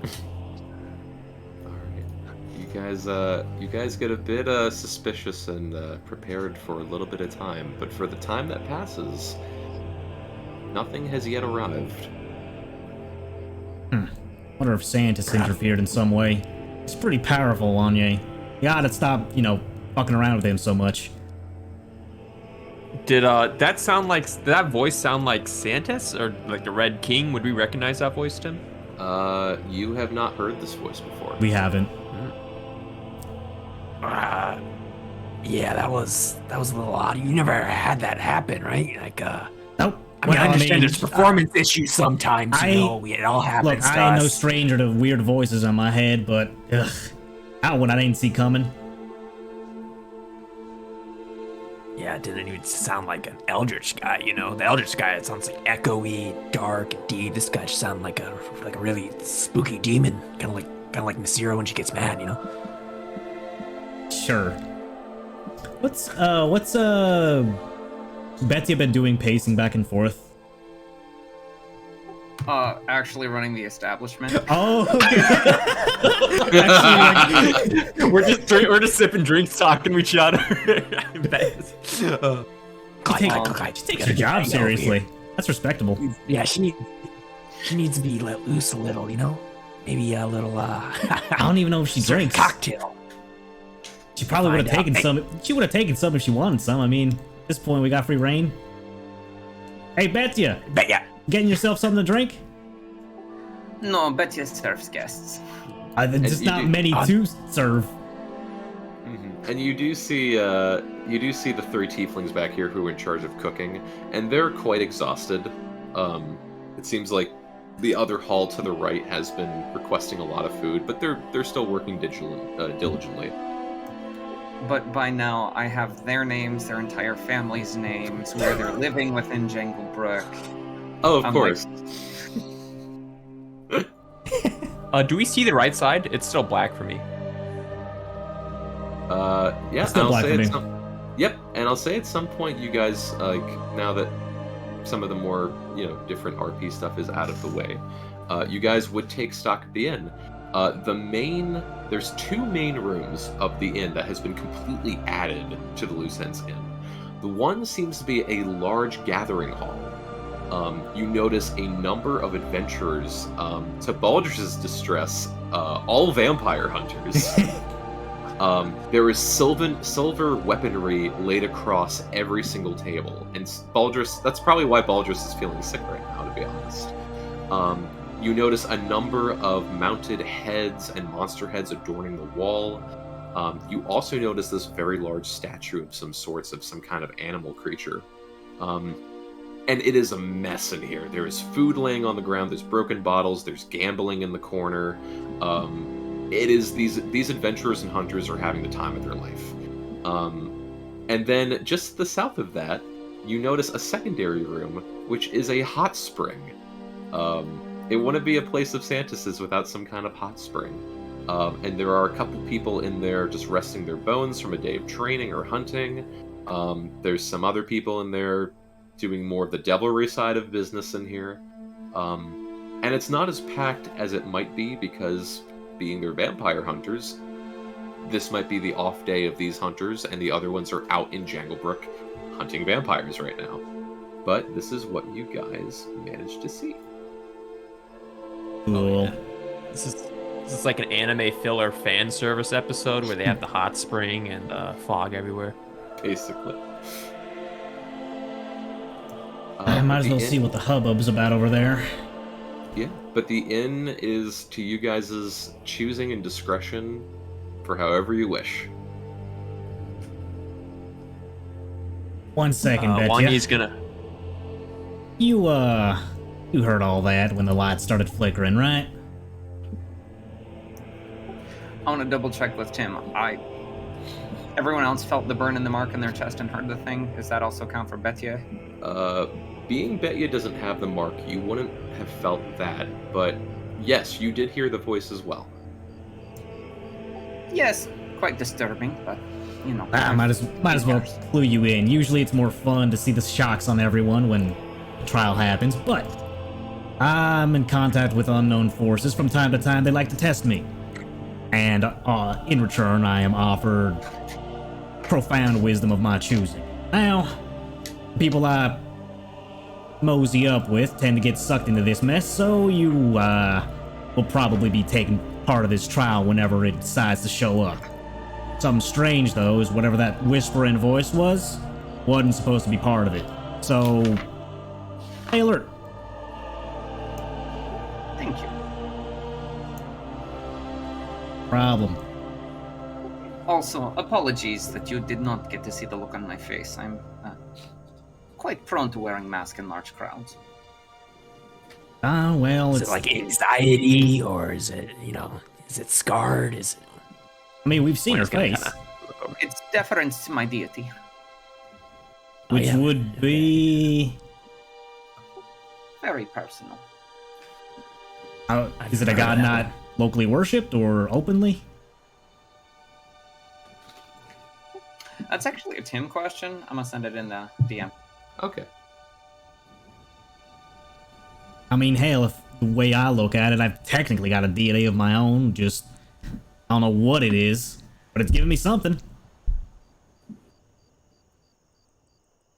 Is it a deity, or is it like a boss with anger issues? He's kind of Anger issues. dick sometimes. Oh no, that's Baldur's little parasite. You know what I'm talking about? Does he still have that? Because I thought he changed. Actually, would we have known that he had that, or I guess that just erased from our minds now? I'm gonna have to DM Alan. Alan, if you're watching this, let us know if we know About your parasite. And Dylan, that's Jaya, what Clyde, yeah. that's what Clyde would have seen.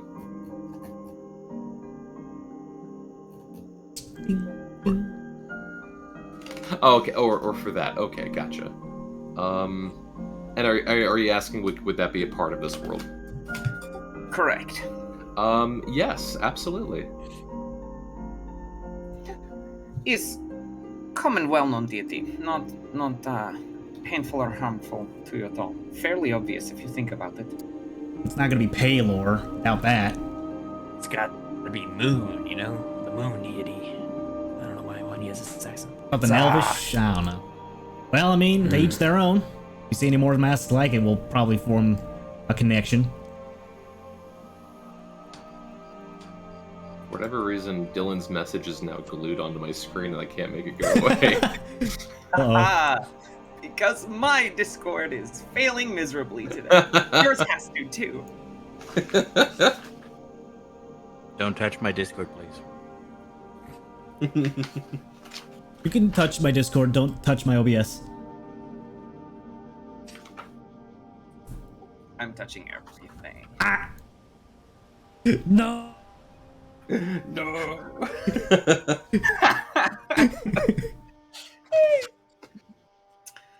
Oh, this is wonderful. Do all the tieflings they all speak common? They do, yes.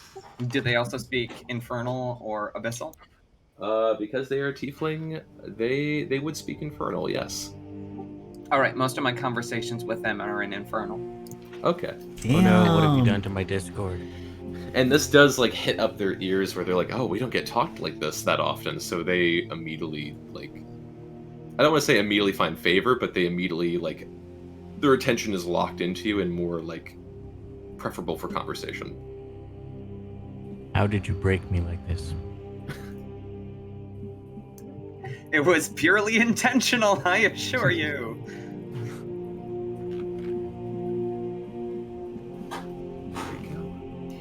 But I am like Okay, there we go. I should- straight up manning the bar and getting the staff to work as best as possible. Okay.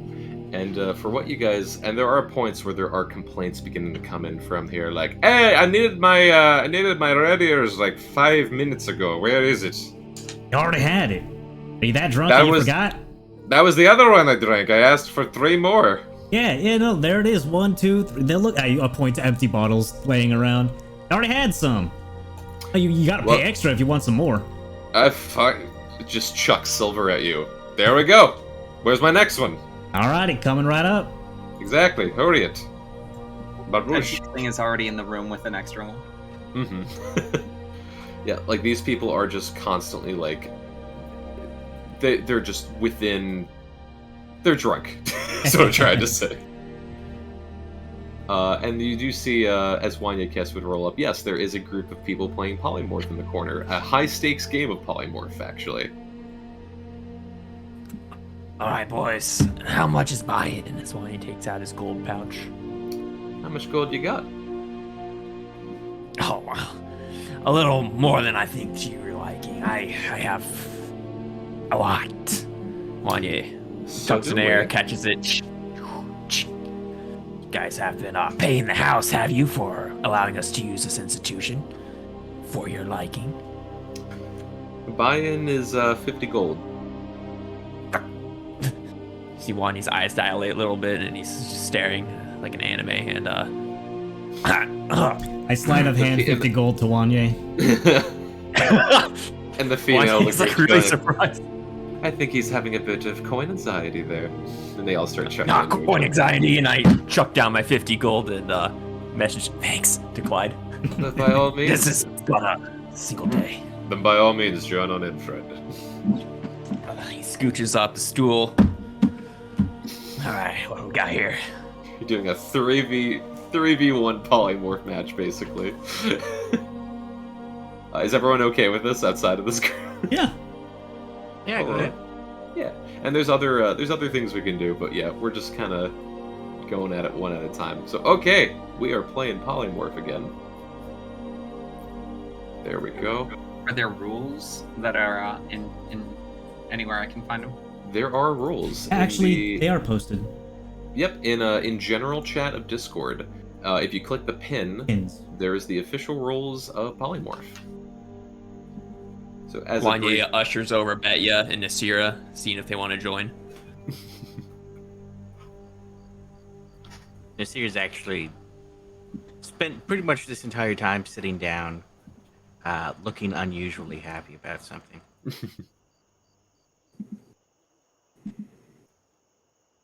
There we go. I'm just getting my... Apparently, my virtual dice roller that I was using is no longer of service, so...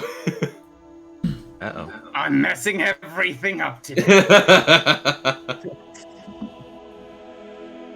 Alrighty. And so the basic rules for those who may... Self, you have a pool of dice.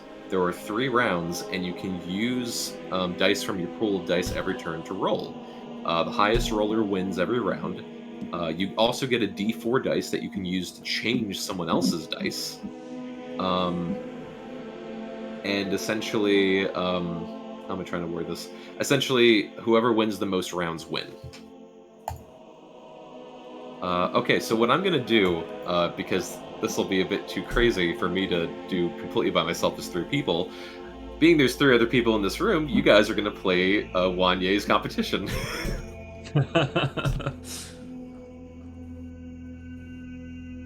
All right. So, to clarify, I'll write this back in chat as well. You get 5d6s, 1d8, 1d10, and then your d4 polymorph dice. So every turn, you can roll as many of those dice as you want, but for every once when you use them, you can't use them for the rest of the game. So it's a little bit of management of how many dice that you get. So you could roll like 5d6. You could roll 5d6s and 1d8 for round 1, but then for round 2 and 3, all you have left is your d10. So you only get to use it one time. So there we go. And it's the highest number wins the round? Highest number wins the round, and when everyone rolls, that's when people can decide to use their polymorph dice to change other people's die. So if someone rolls a 10 on a d10, you can use your 1d4 polymorph to change that d10 to a d4. That would only be to one die, not to a group of dice, right? Correct, only for one die. So there we go, 1d10. And we could just do a trial round real quick, just so That's for what the uninitiated. That's what Wanye's match is for. Alrighty. Okay. So let me just grab my physical dice real quick, just so I can. Oh wait, I don't need to roll. You guys are rolling. Okay. Okay. So does anyone need any more explanation for the rolls before we move forward? Nope. All right. No, but I might want to pull everyone except for Wanye into secret chat. Oh. Okay. Cool. Wow. Wanye, stay Discrimination. here. Or wait, actually, Wanye, hold on. Okay, we're good. Start talking. Did these three players know each other really well? These three players, from what you guys could see, yes, it seems like they are part of a squad, and they're, despite being a part of a squad, they still have competition between each other. Gotcha. An easy mark just walked up. Yeah, are they close enough that they would each go all in on a single round just to block him out of any wins? There is a chance. Absolutely, someone could throw all their dice just to, there could be. This is Greyhound Racing Track in Florida. There is a whole thing where you guys could just bully Wanye Guest every round. So yeah, you guys could, for each turn, two of you could just choose not to roll any dice, and someone could just roll all their dice just to fuck Wanye Guest over. Okay, thank you. Okay. Only if you want to. I think Dylan Okay. doesn't necessarily, but the guy on the northwest of the table, he definitely does. Okay, gotcha. All right, we'll get Or Andrew she back. does. She does. Cool. Welcome back, Wanya. Wanye's elf racism has increased ever so slightly. All right, so we are going to begin round 1 of Polymorph. Please roll whatever dice you wish to wager for round 1. And you may also wager nothing if you so wish. Wanye looks to the vampire hunter Dylan is playing. Watch this, bud. And Wanye's gonna roll 3d6. All right. And Yeah, let's see if you can beat that. Oh, I would gladly beat all of that. Thank you. And they're gonna roll everything.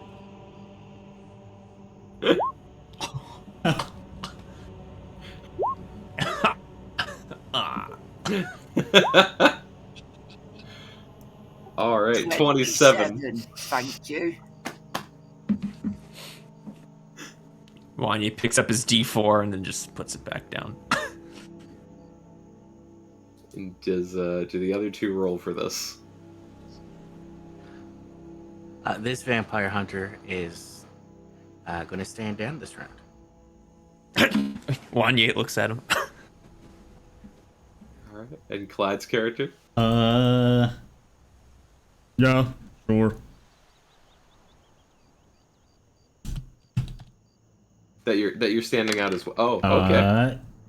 Rolls 46. All right. Roll's done. Okay. All right. So we got Wanye at 16, Clyde at 11, and Betya's at 27. Would anyone like to roll polymorph or no? Nah. Definitely not. All right. So the first round goes to Betya's vampire hunter. They just kick their feet up on the table and put their arms behind their head, anime style. You can go ahead and wake me when this is over, love. Or he's just seething and shoving his fist into his cheek. All right, next round. All right, round 2. So Wanye Kess is down 3d6, Betya is down everything, and Clyde's down 46. So yeah, roll what you wish to roll for round 2. I'm feeling lucky tonight. How do I roll them all at once?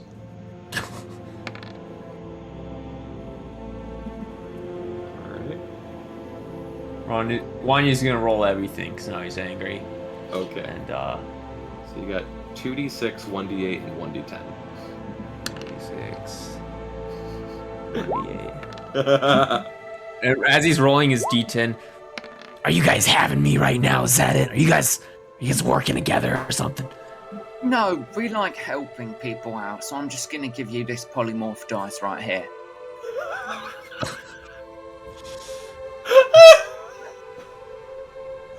Alright, so which dice would you like to change, Betya?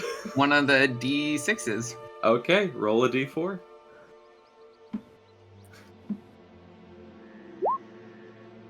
Ah, it stays the same. Oh, see? I love helping you out. Wanya is angrily. He sees eyes kind of light up yellow, like he's about to transform into a dragon, then he just kind of slinks back down.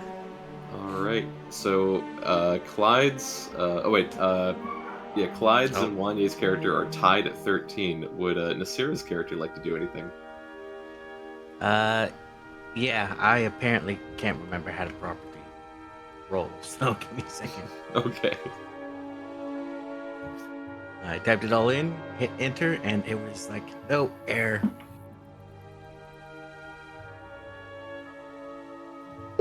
You don't look like you could handle a vampire. What are you doing around here? He's looking at Dylan's character. Alright. Don't be me to choke like that. I'll talk to whoever I damn want. You guys are having me. You guys are cheating. Sorry. Oh. So yeah, Brandon's character, or Nasira's hunter, rolls all dice.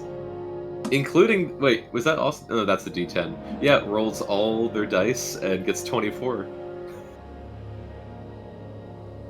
Let's get all those ones out of here. Would Wanye That's a like... shame. I've seemed to have lost this round.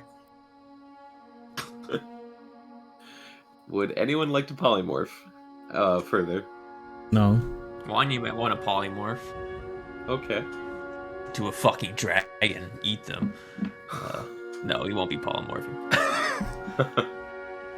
Can I polymorph my own dice? Would these people look like they're willing to teleport? No. Okay. I wish I could just teleport people at random. I would totally do that right now. Hey, I know this really cool beach we all can go to. You want to fight vampires? All right. You have to go with them. These 3 people are taking a job change. They're going from vampire hunters to dragon hunters. Well, if no one's polymorphing Nasira's characters this round, Nasira wins the second round. Alright, and then the final round. Wanye, Betya, and Nasira's character has no dice. So Clyde's character, you have 1 more dice left. I think I have a d6. Yup. Yeah, I have a d6. Oh, here I go. That's a solid number, isn't it? Oh, Anybody else rolling? No? Wanya punches the table, scoots his chair out. Oh, I guess this one goes to old Larry then. All right, and round 3 goes to Larry.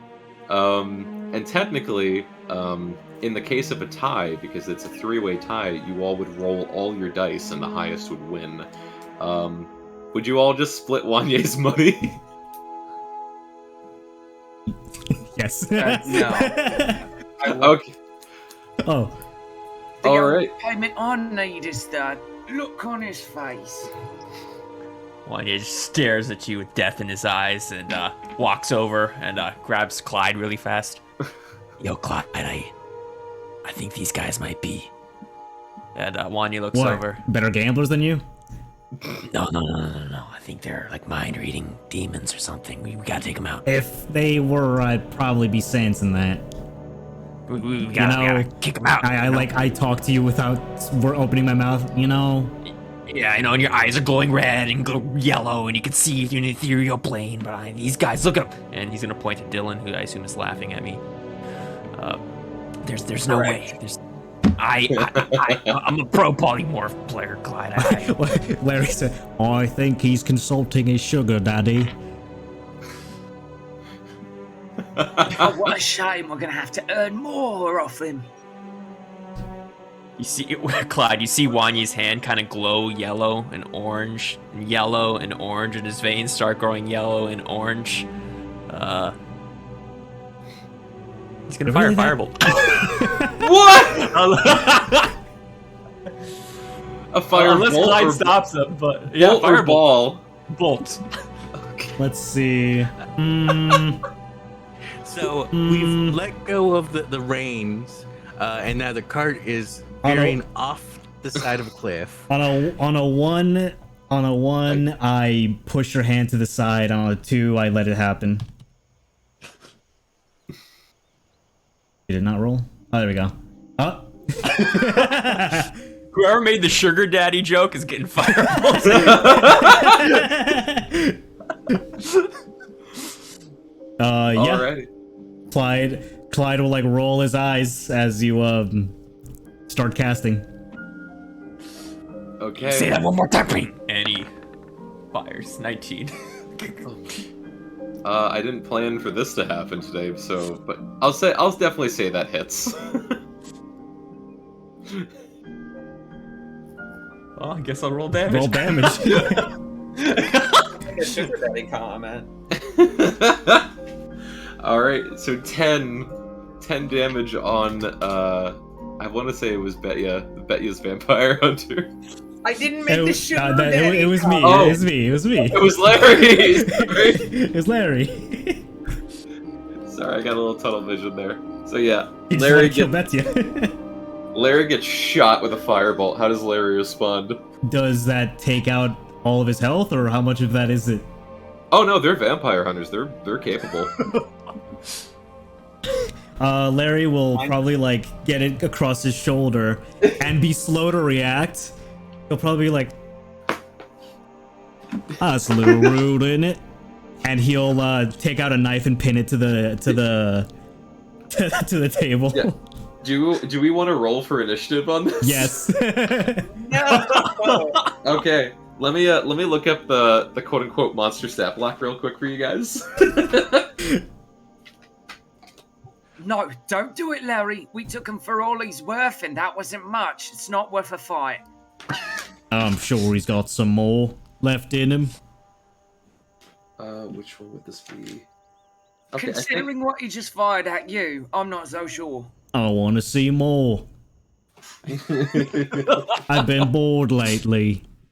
Well, there's a couple bedroom upstairs if you like to take him up. All right, this is Larry furrows his brow, thinking,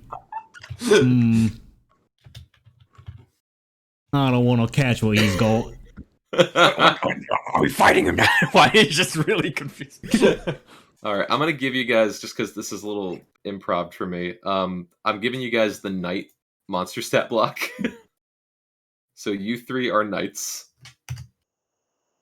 Okay. There you go. You also have silver weaponry, which wouldn't really do much for Wanye, but, you know, it's there. So yeah, we're gonna roll initiative on this. And use, like, the really epic music for whatever reason. Let me put up the grid. I planned for this shit.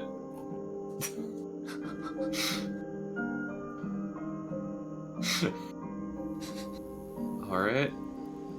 Dylan's got the woman. Cloyd's Incredible got... initiative. Cloyd's got Larry. And what's Nasira's character's name? Oh God, I didn't even think of.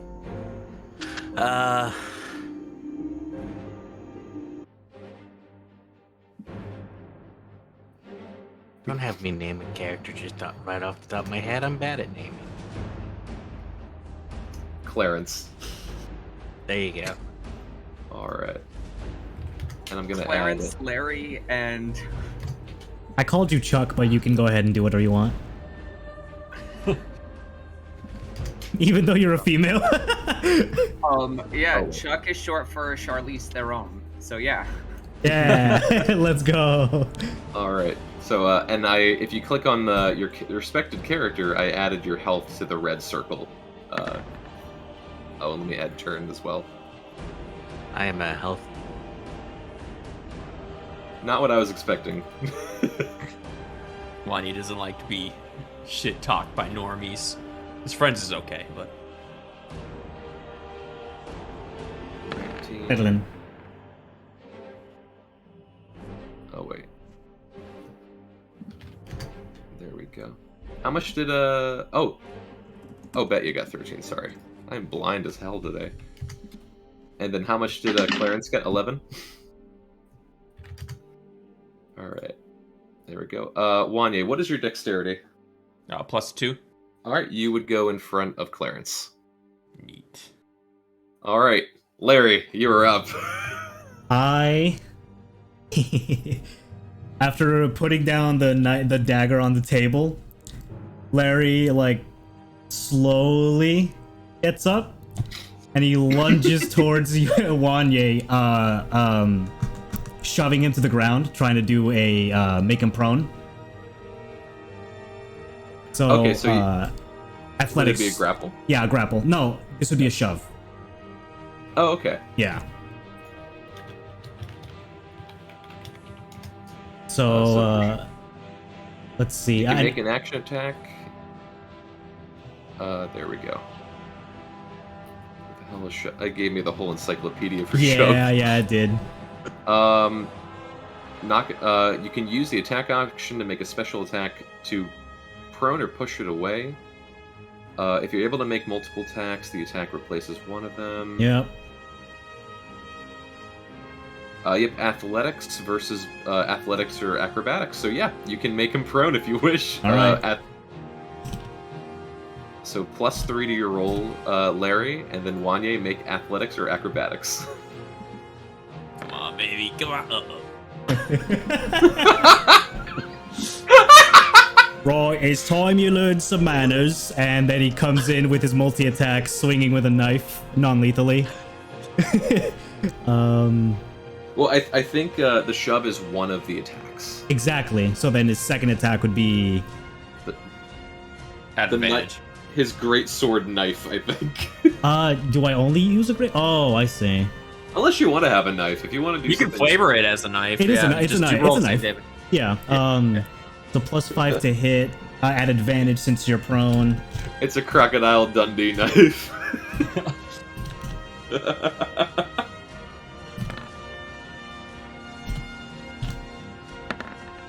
Oof. An 8 does not hit, correct? No. That's Okay. not it. Yeah, he'll like clearly still, despite getting you to the ground, he's still quite slow in his attacks. Oh, quit squirming, you! And that's his turn. Alrighty. I can't remember your name. I'm sorry. Chuck. Chuck. Yeah. Chuck, you're up. These are all canon. All right, Chuck's gonna pull out her own knife, and she's gonna step up and to the left and be like, Hey, why don't you say you and me, us two ladies, stay out of this fight, see what happens? Oh. Yeah, sure, why not? Us two ladies. and then she's just gonna chill. All right, so you're just chilling. Yeah, All like right, a lady.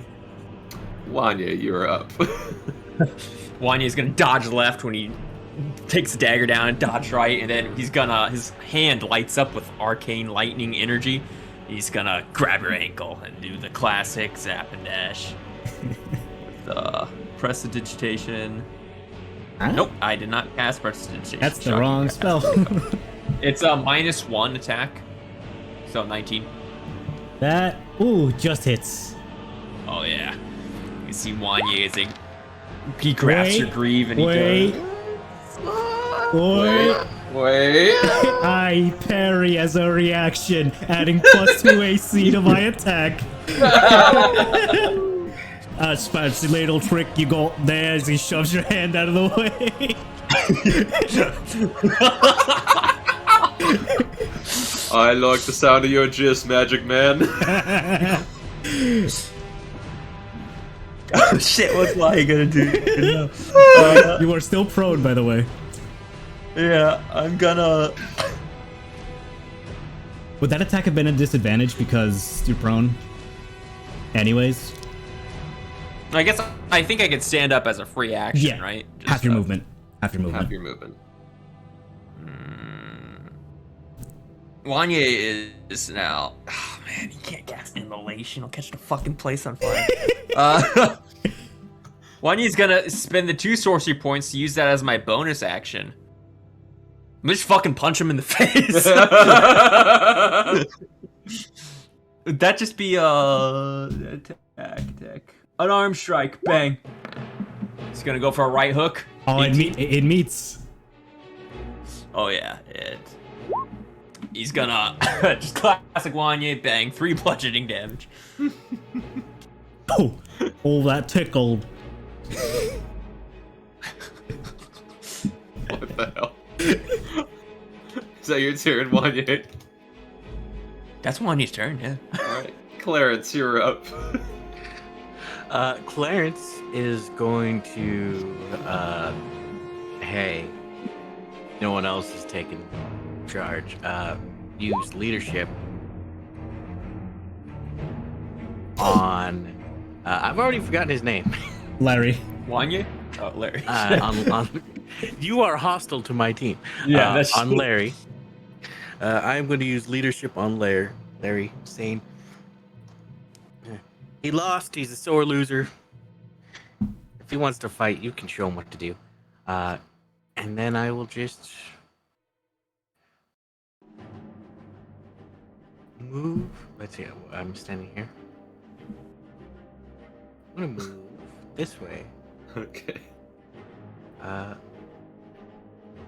Because I'm gonna go get myself a drink as this fight's happening. And I'll say, as you're going to get your drink, literally everyone in the room is just starting to go pounding the tables. Fight! Fight! Fight! Fight! Fight! And even the hot tub doors downstairs open up as everyone just like starts staring out at what's going on. Well, while I'm walking, I have the coins that we won from Wanya in my hand. I'm just tossing them. Obviously, that's what I'm going to use to buy my drink. Alright. That is Clarence's turn. Larry, you're up again. All right. Now instead of the knife, oh, I see we're getting serious now. And he'll take out the great sword to the same effect. /R1d20 plus 5 to hit. 18 to hit. You see as a great sword comes down, Wanya, ethereal shield prevents it. Okay. So as I cast shield. Wait. Can I add a 1d4, right? Because of. Yeah. Let's try add. Let's see if a 1d4 would help. There's a 21 hit. That hits. Just one right above it. Damn. All right. Thank you, Clarence. I knew you always believed in me. 2d6 plus 3 slashing damage. Damn. 13 points of slashing damage.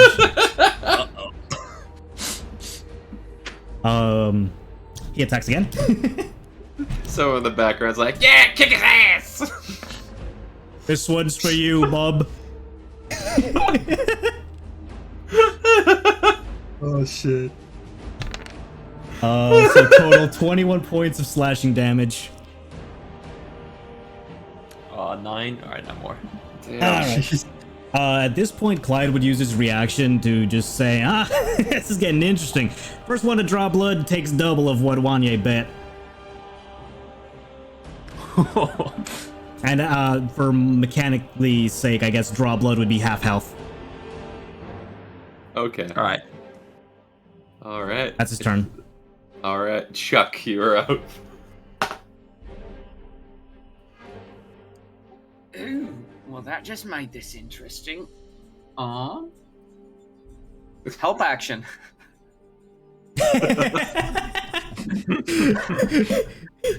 She's just gonna help action. It's gonna be a verbal help action and be like, Oh, no, he's weak on the left shoulder. Looks like he took damage there once upon a time. It is a bit of a scrawny shoulder. You should look out more, mate. It's acid damage from recreation jack, which is right enough for us. Wanya is just fuming with anger. Oh, I think I hit him too hard. He can't speak properly. Yeah, no, that might just be his brain damage. I Oh, fucking hate these. You sure we didn't have that before he came here? Oh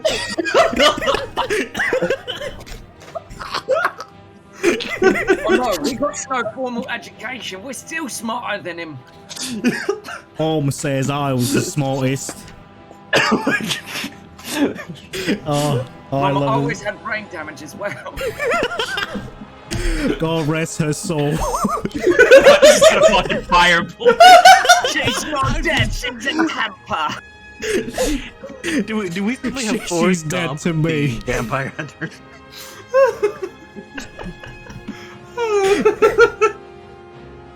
I'm sorry, say it one more time, Eric. You're gonna have to fire at a disadvantage unless you got a beat if you're doing a ranged spell. Oh, somebody on Twitch clip this entire conversation, please. We'll see. Well, Wanya in the middle of this roasting is just gonna.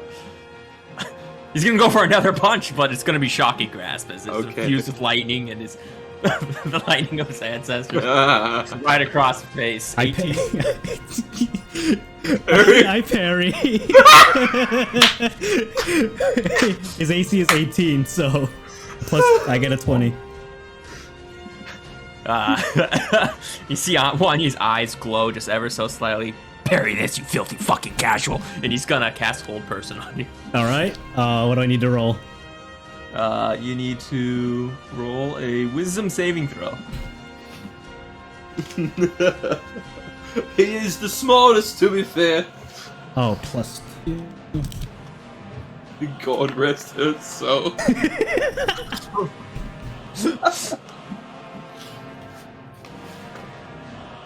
Okay, that is a failure, yeah. What? Cat's got your tongue? As he takes his little claws and just pushes you onto the ground. Oh. Oh my god. Anything else, Wanya kissed? Oh no, that's it. Alright. Clarence. You do have a crossbow, by the way. I do have a crossbow. I'm still walking in this direction. I'm gonna get to the bar and wait for. I'm guessing Betty's still working around, probably helping people. So I'm just gonna wait till she's back at the bar. Well, waiting though. Yeah, I heard that there's money on the line. I'm gonna pull out my crossbow and attack. Attack who again? Wanya, I assume, right? Yeah, obviously. Okay, so literally, Clarence walks up to the bar going, bartender, another round, and then just back shoots with the crossbow. Yeah, roll shot on Wanya. 19 to hit. Oh my god. Yeah, that hits. Wanya's Right. getting bucked! I'm about to drop the lightning bolts, Tim. And that's just a straight 1d10, just to make sure. Yes. Okay. Oh, let's go. That's fantastic. So Wanya, you shove Larry to the ground and then just get shot straight in the back. Do tell us when you've hit half health, because Clyde's taking note of that. Yeah, I will. Alright, and then Santos, meanwhile, like finishing chopping up the bodies in the basement, is just hearing all this. Just footsteps upstairs. You've gotta be kidding me. Oh well. Alright, top of the round, Larry. Drools a little bit. Slash R 1d20 plus 2. Get out of stun.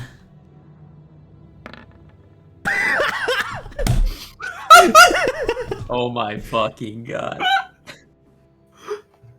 Oh, start fighting fair, you. And he gets back up. When Wanya pushed him over, Larry just rotated from the heels to hit the ground, and as soon as he hits the ground, boom, just bounces right back up as if nothing happened. He rolls backwards and lands back on his feet.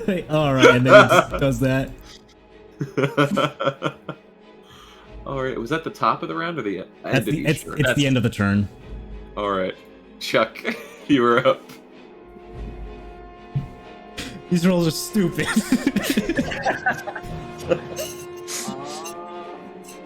I need to write down these guys' names. They go to my grudge book. I've already done it. Larry, Chuck, and Clarence. Chuck is gonna look at. Hey, now, you're putting the money out there. You're not gonna get involved, are you?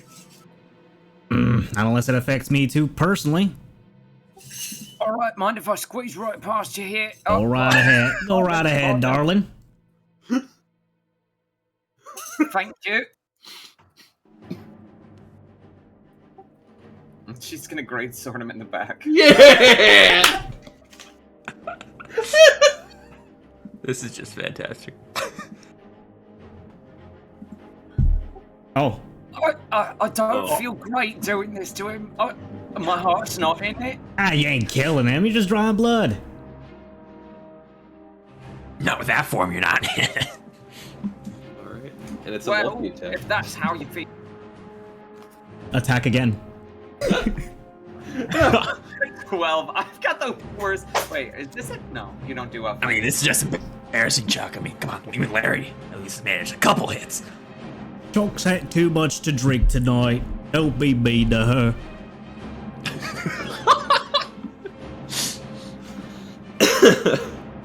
Alright.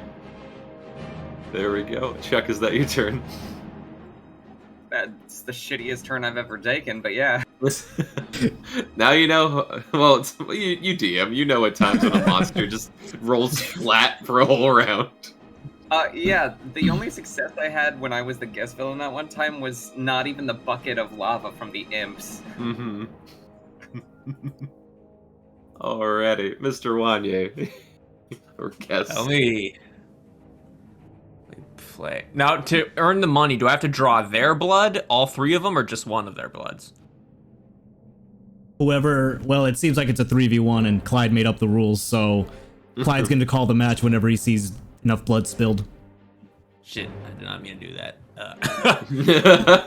A lightning bolt just shoots past Betya. Wanye is going. Oh my fucking god. Let's just solve that. Alright. Alright, Wanye is going to, You know, you guys have been drinking a lot. Maybe you guys should all just take a seat. and he's gonna. His hand's gonna unleash this ethereal planar energy, and he's gonna cast the old classic hold person times 3. We were sitting down, then you shot me. Let's see here, hold person bag.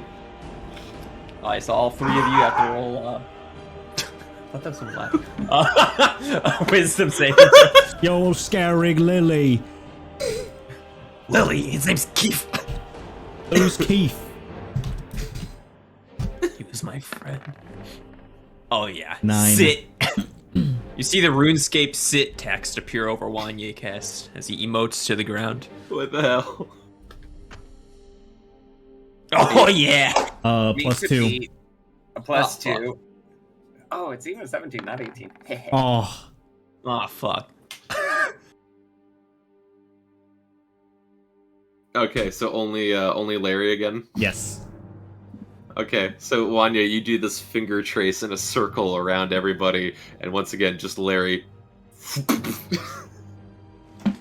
Larry's not really good at that, is he? Yeah, as Wanye takes his hand and imbues it with electric energy and slaps Dylan's character in the face, spending 2 sorcery points. Damn. That's gonna be another shocking grasp. All reliable. Oh, so close. Harry! Harry, let's Oh go! my god.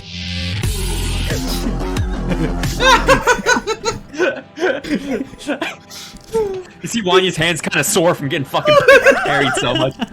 The ultimate game of slaps! Chuck puts the great sword up, and you just slap the great sword itself, and the lightning just shoots directly up into the ceiling, like a reverse lightning rod. Wanya looks up at the little burn marks on the ceiling, looks down. Is there a bedroom up there? Probably. Hi, folks. Come join the fun. He shouts up there. Okay, anything else, Wanya? I was gonna move, but Wanya is not gonna move anymore. That's it. Alright, next up, Clarence. Clarence, seeing that Betty is here, is just gonna say, "Hey, I know you're busy. When you have a chance, I need another drink, and then I'm gonna shoot at one."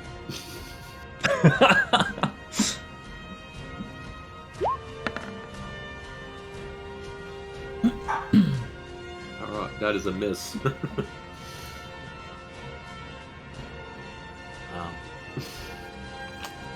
And that'll be it. I'm gonna turn and face the bar.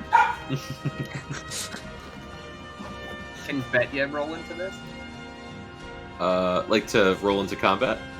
Yeah, for this round. Yeah, sure. Yo, let's go. Kill All right. Wanye. Yeah, you roll for initiative 10. Alright, and actually, funny enough, yeah, it would have been top of the round, but I'll allow it. You can immediately take a turn right now. Oh, bet! Yeah. In that Oh, God! in that Jesus.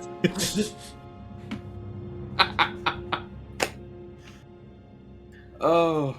in that case, I'm just going to hand Clarence whatever alcohol that I currently have in my hand, Thank you kindly. and then just keep walking forward. 1, 2, 3, 4, 5, and then we're not going to get in range of the attack because we don't feel like it. But at this point, we're going to give a bardic inspiration and a help action. 2. To Wanya. Come on, Betya. Yeah, let's go. That's right. All right. Someone here is loyal. Just happens to be an elf. Alright. Also, unless you want to roll randomly for a bet, yeah, what drink did you hand Clarence? Straight to hell. Straight to hell. Oh crap! Where was the drink menu? It was in the. A session chat.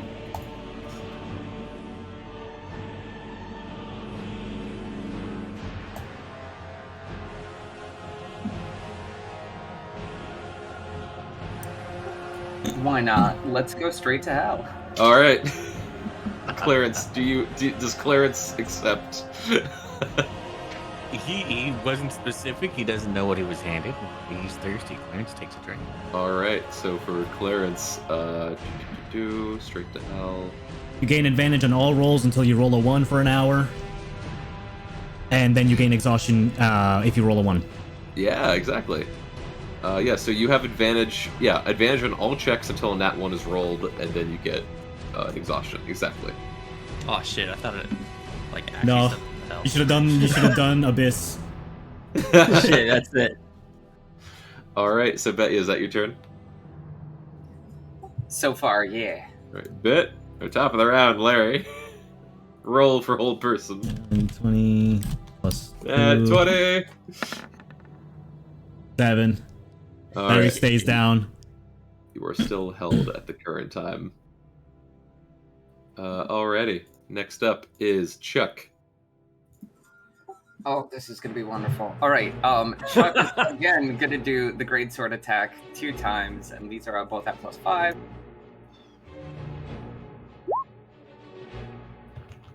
21. 21 to hit both of them. Yeah, that hits. Okay, so the first one is gonna be allegedly 2d6 plus 3 slashing. I just love the story of Wanye Kest finally becomes dragon, gets punked by 3 vampire hunters in a bar. Shit being out of him in a bar over He needs, gambling. he needs this. This is character development, like the dragon. You know, he became less impulsive. And Is that 10 damage? that's the first one, but Oh, God. Betya is going to use their channel divinity rebuke the violent and force the knight to take a DC 17 wisdom saving throw. Okay. Yo! And they have shitty wisdom. But good What was- rolls. Oh man. And I'm sorry, what was this for again? The wisdom save? Betya is channeling divinity and doing rebuke the violent. Gotcha. Okay, sorry. So the vampire hunter is going to take that same 2d6 plus 3 damage and radiant damage themselves. Ooh. Oh, gotcha. And then the other one that hit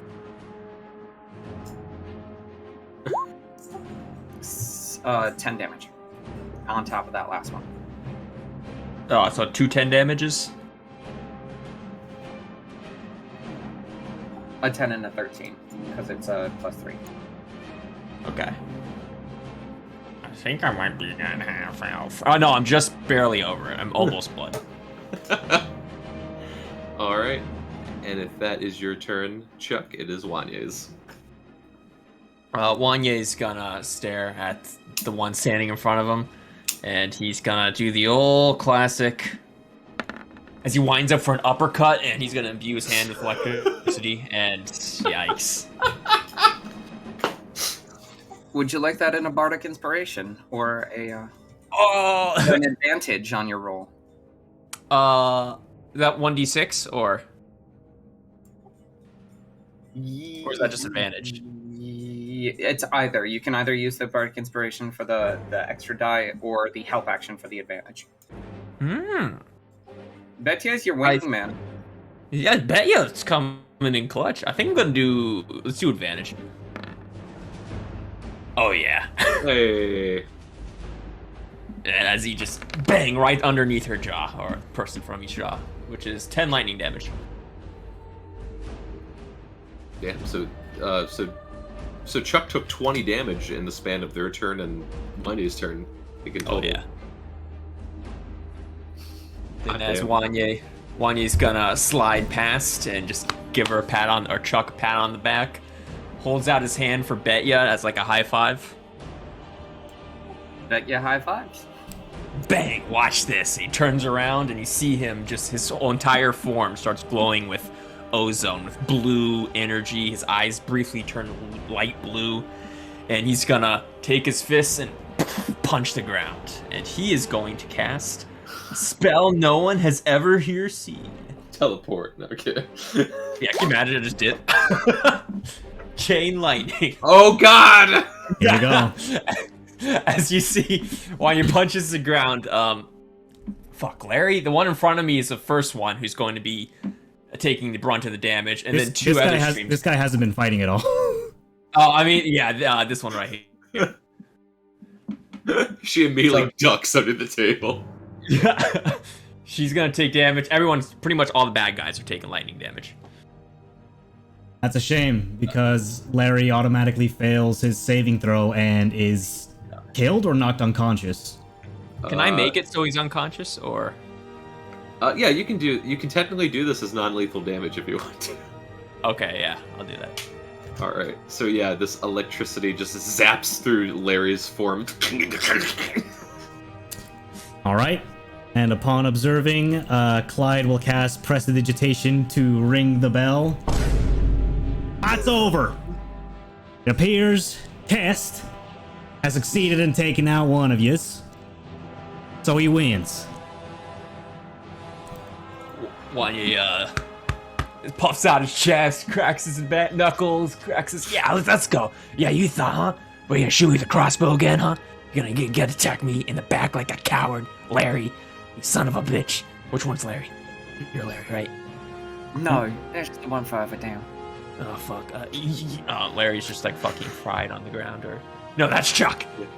And all of the other hunters in the room who weren't expecting lightning to go off just go, ah! Ah! My fucking ears!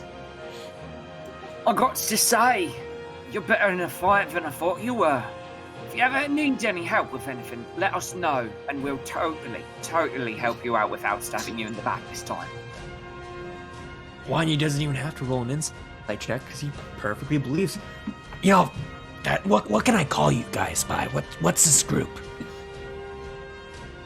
You guys got like a name for your vampire hunter group? Three amigos. I wish I could talk because I would have said we're the Romalian Rangers.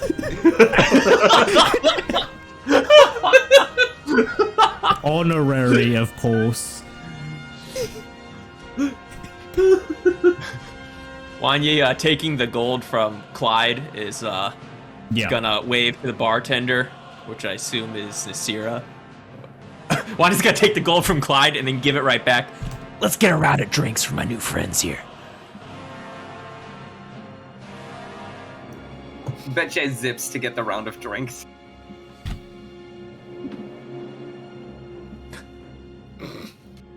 Alrighty. That's much appreciated. How long you in town, you lot? We've been here for a while. We actually we grew up here just north of here, retreat.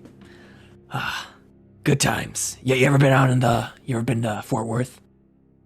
I'll stabilize Larry. I can't say we have. Wanya is gonna take like cold water and just. Oh, Larry's fine. Larry's fine. He puts the cold water down. Yeah, Fort Worth. We're just going up there next. Probably tomorrow. We're gonna get out. Yeah. Little abandoned fort hosted a black dragon. Seems to have gone now, but some witches took over the place, so we're gonna clear that place out.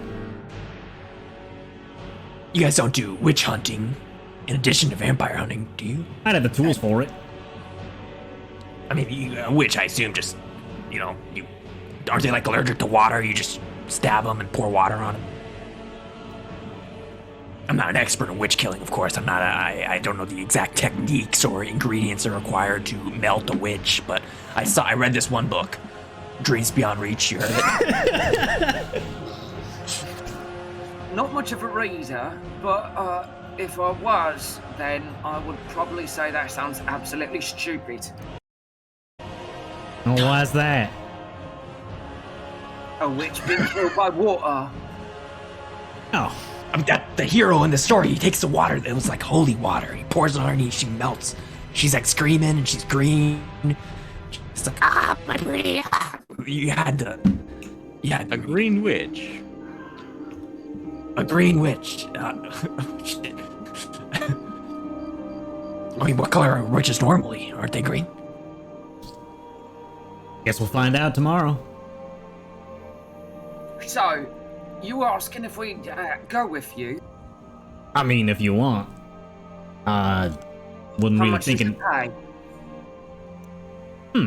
I don't know, Clyde. How much are you usually paid for vampire services? I'm curious what the Empire's offering you.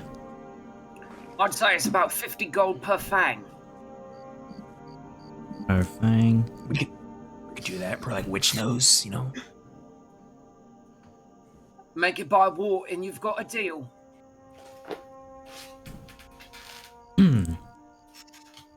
How's I'm about gonna be 10 honest, I don't platinum to understand. how's about 10 plat to each of you for a successful mission?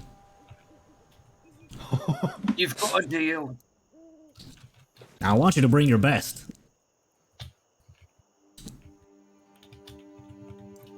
Bring our best or bring our cast. Hey.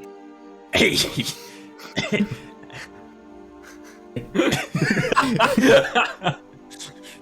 Wanya's gonna like chuckle a little bit and just give her dabs, just bang.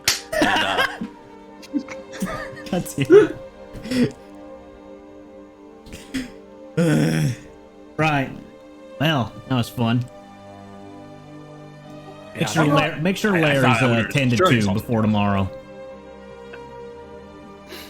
All right, well then we're off to bed. We've got to get a good night's rest before we go. Come on, Romolian Rangers.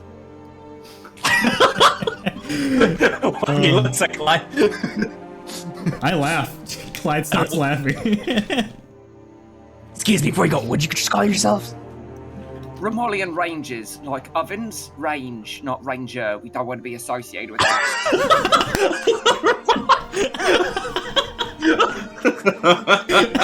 This fucking guy.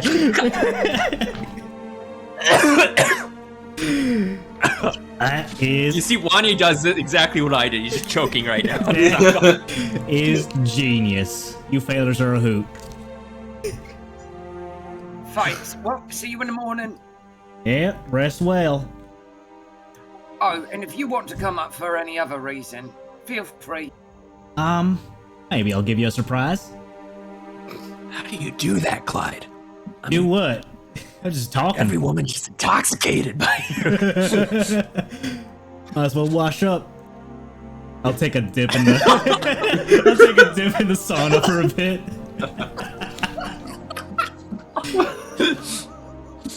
What the hell? And yes, there is a wonderful sauna that I will give you guys the entire room to yourselves, as these guys would probably start heading to bed after having a good show from y'all. But yeah, you guys have this is the hot tub portion of the episode. During that fight, Nasir had moved over to the couch and is just laying down. Are there any customers left after they clear out? I think you guys pretty much fulfilled the obligation of entertainment for the night. There's a Wanya's couple. gonna be wiping the bar down. Yeah, there's a couple people. I'll clear out the rest of the people here, but yeah, there's a couple people left who ask for like last call drinks towards the end of the night.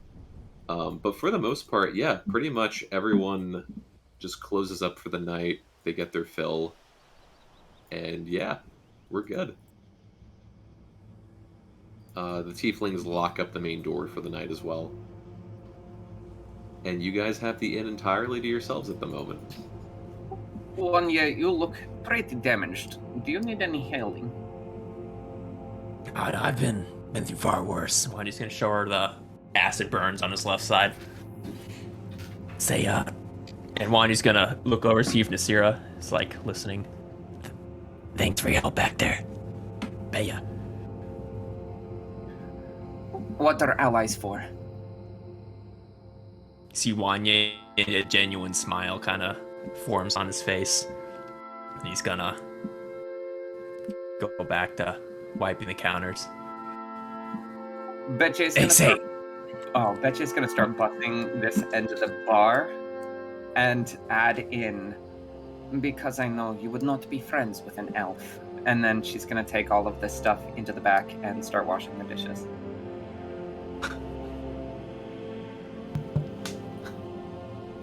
Wanya, you see Wanya's going through like a moment right now. And his eyes blink a little. And he's gonna keep wiping the counter. Aw. Alright, and Nasira and Clyde, what are you two doing in the middle of this very intense character moment? Taking a dip. I guess undoing my armor and just resting. Probably like underneath the water, since I could just breathe underneath, and meditating pondering what that voice could have been and who he might be.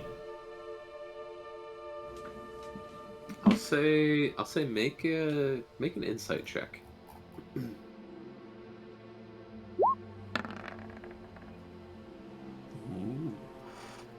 As far as you think about with this, as far as who this entity could be, it could be Orcus himself, or maybe it could be someone tied to Orcus that was speaking to you.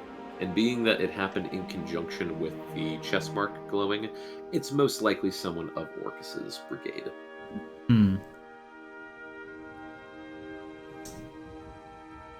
Is this pool, does this pool feel magical in any way?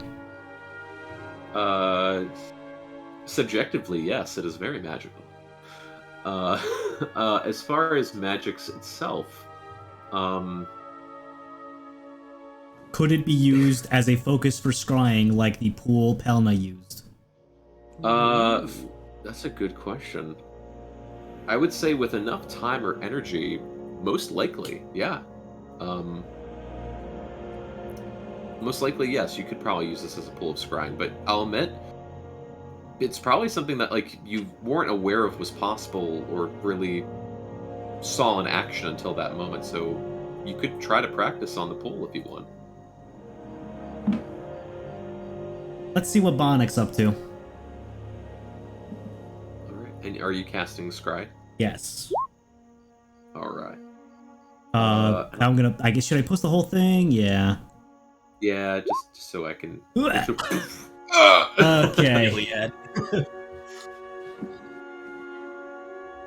There we go. So, do I know the target well? He did try to kill me. Yeah. That's a good question. And I'll say, you know, and this is mostly for flavor to try and do it on the lake. Roll an arcane check and then a D100. Oh, I love rolling dice. And then 100, oops, 1,000, 83. Okay. So you try focusing it on the lake or on the pool, and the water does shimmer ever so slightly.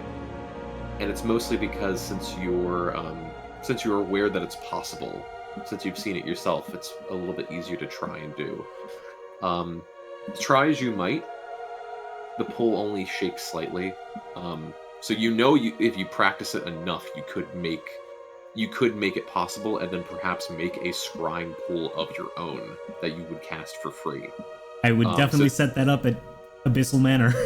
Yeah, this gives you ideas. But regardless, you still can cast the spell normally. It just doesn't come through the pool. Well, let me read scrying real quick. Do things while I do this real quick. Yeah.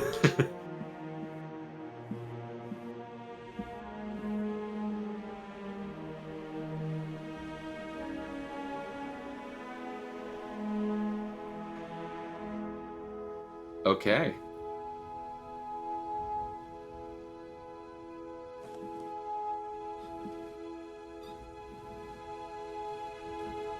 Okay. I got it. So you scry. There we go. So you scry, and there's a moment where you're trying to sift through the ether and trying to detect Bonnick. Where's Bonnick? And you get a ping. And the image slowly opens up, and the steam of the lake actually forms the scry. I'll say that as to. And you get to see this window, and there, looking just as handsome and regal as when you first met him, there is Bonnick, standing in what appears to be a small, dark, wooden room with plans and rolled out scrolls and maps of Breaker and of the continent of Domalica laid out, searching and looking through everything on it. Very contemplative. You see him kind of lean over to what appears to be a book, some kind of manifest, And on the book itself, in common, it reads all these different names. And as you get to look at it further, it says the name of the person as well as their age, their height, their sex. Literally just a general profile of this person. And you watch him for a bit of time. And then Bonnick turns and stares directly at you. I'll keep looking.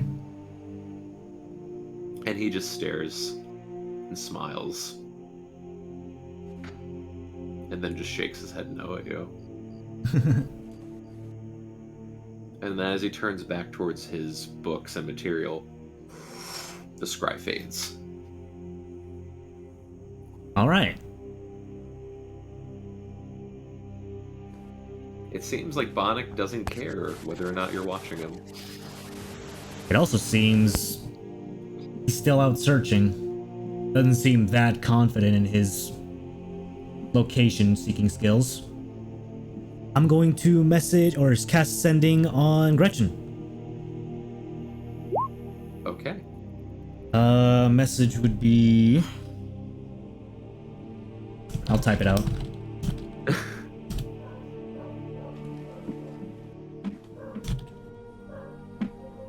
I'm not used to RPing these spells that much either, so I'll admit this is fun.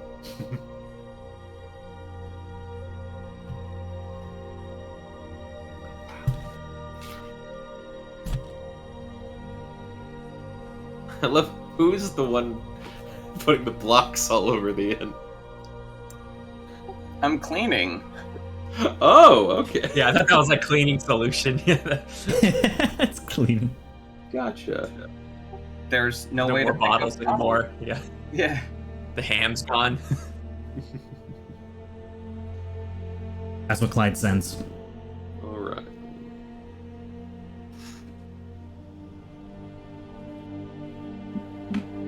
All right. So you send that, and you hear this very fainted voice with a little bit of static in the middle of it, going, Oh, well, I'm technically dead. But dying. Variable? No orders, only, creatures. Trying to hide. Hope you're well. Close my book once I've received the message. And then gather all my equipment and step out. he still sounds like a nervous wreck. Yep. This person's like, oh shit, I forgot. Oh, sorry. Alright. Reckon it's time we turn in. No. Ryan's finishing wiping up the counter, nods at you. Alright. Keep an eye out. He's gonna walk Oh, into the kitchen. Wanye. Oh, yeah, opens the door. Yeah, what's up? So, you want me to try to find Folgers? Wanye takes off his apron, whoosh, chucks it on the ground. Yeah, that would be great. Follow me to the pool. I got something I need to try again. To the pool. Remember what Pelna did, don't you? You could do that to like a greasy, virus-infected, bacteria-infected pool. Well, it worked when I tried it to look in on Bonnick just a moment ago. Impressive. Bonnick, how's Bonnick doing? He's got the same shit-eating grin that he always did. Seems to be out rummaging books and maps and papers and whatnot, looking for something, likely the wand. But he's also looking into certain people. I didn't get a good look before he and his Grand Majesty of Tricks ended my searching. People we know, or just Couldn't get a chance to random see. names? Just names. Seems to be of importance to him. Could have been ours, for all I know. I wonder if there are people with the mark, or agents of Orcus and the Abyss, or Could be. But it didn't look like he was out issuing no orders or getting closer to this inn. I also sent a message to Gretchen. That's a jittery fella. I ain't too sure who their allegiance lies with, but they ain't, unless they're good at lying, they ain't taking any orders at the moment. So I'm ruling them out. Yeah, I wouldn't consider Gretchen a threat, you could say. You know, I want to know if Ball just wants him back or not, but I think Gretchen's a lost cause. Speaking of, you still got that coffee pot on you? Do I have the coffee pot? I've given it to Alan so much. Yeah, I have the hot coffee pot. As Wanya pulls it out. I'm gonna need that. I will use that as a possession or garment of Folgers for the casting of scrying. Okay. Or I don't know what you would count it as, but something to help ease the casting. And I will try this again using another spell slot. Oh shoot, right. Cast it again. Alright, so you're casting it and trying to find folders. Yes. Okay. That's my roommates in the background. If you That's hear. fine. Pay close attention, Wanye. Shit's hard to see with this. Wanya peers in, his eyes squinted. Alright. Let me roll. Okay. I'm just double checking something real quick.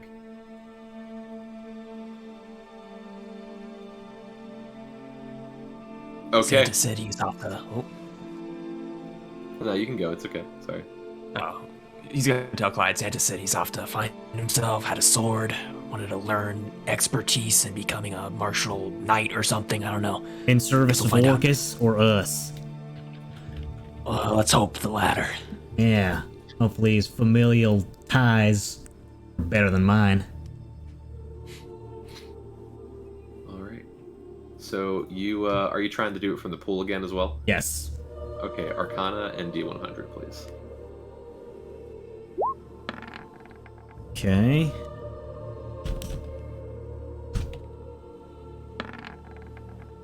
Can.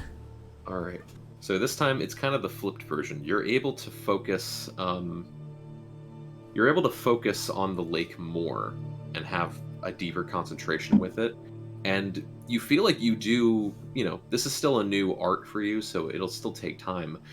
You are able to put your scry on the focus of the lake, but the image does get, the image does appear, but it is very blurry and choppy. And Damn. the water itself is like moving around too much. So you can still make out what's in it. It just looks somewhat crappy looking. Okay. All right. So I rolled. And you wait for a moment before you do get a ping.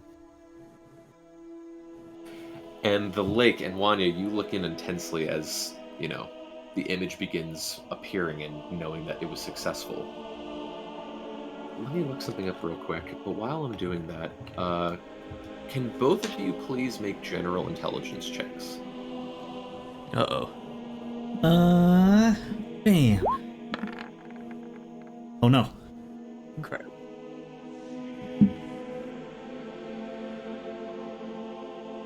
Okay. So, so the vision becomes way more clear, but still bubbling, as Betya arranges the flowers on the table. Those are really good, by the way. Yeah, they are. From what you guys see, the image becomes more clear as you see what appears. The image actually is in black and white. But what appears before you see this massive, chaotic-looking terrain made of rock and stone and bits of gravel everywhere. It looks like the earth battled itself, and there's these pieces of rock just jagged everywhere, and a couple even being thrown to the side. You're not sure exactly where this is, but it looks like this incredibly chaotic place of existence. And the image flickers in and out for a bit, but slowly this form begins walking in from the right side. of basically the pool. What you see is not a duplicate of Wanye Kest, nor do you see any of the other features or, slimy-like features that you saw before. What you see is this massive, hulking form on 2 legs, with these 3 toes and long claws jutting out from each one. It is this large, amphibian-like creature with this massive gut and somewhat built form. Like a gorilla, it walks into frame with these massive forearms and massive paw-like hands with daggers jutting out from the wrist. There are these large spikes surrounding the shoulders and even the back until it goes up the back in a line to the front of the head. And what you see is this large amphibian-like monster with dead, colorless eyes and large, jagged teeth as it just starts peering around. And wielded in its right hand, you also notice this massively large greatsword with these arcanic runes on the side of it. And as the vision plays out, you just see Folgers walking around. And at one point, you see this other large, tentacle-like creature leap out from the darkness, and in one swipe, just slices it down the middle. And these guts, all in black and white still, just splatter across his face and body as it just starts licking the juices and slime off of it. This goes on for about 10 minutes. It seems like Folgers, or whatever this form is Does he have my dragon necklace on his neck still? From what you can tell, no. He does not have the necklace anymore. I think I'm proud. Where is that, Clyde? Another plane? Can I make an assumption that would be another plane of existence? Make a religion check.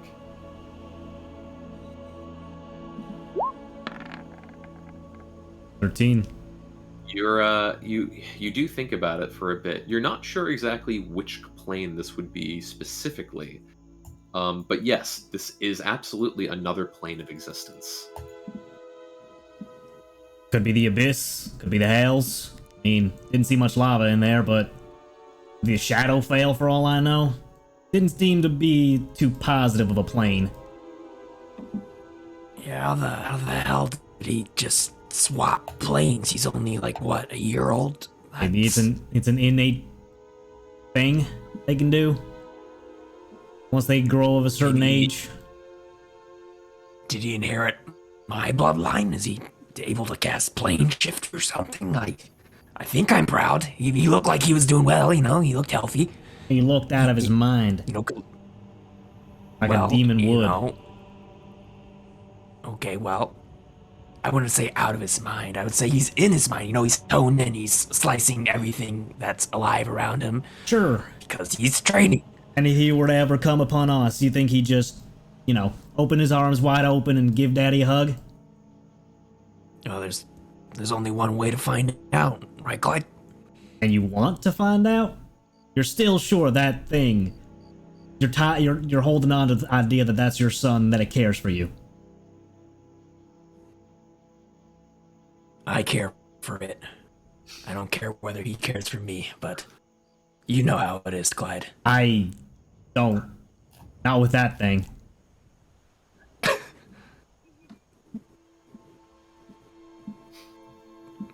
He's just gonna stare into the water.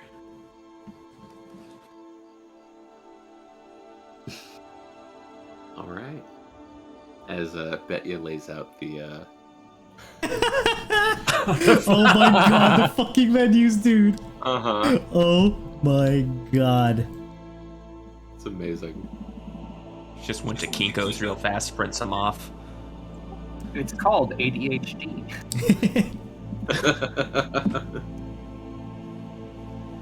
That's wonderful. Alright, I'm settling in for the night. You, go ahead and tell us about that whenever you're ready.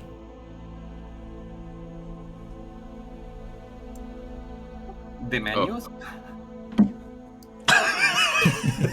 Clyde doesn't look back. And you do see Larry knocked out on the staircase for some reason. I walk around him and I will search for Chuck's room. Oh, okay. Hold on, will you get the 66 gold that they owe me? Why do they owe you? They ordered the straight to hell. Oh. Yeah, I can manage that. I'll rummage through Larry's pockets. There's enough, yeah.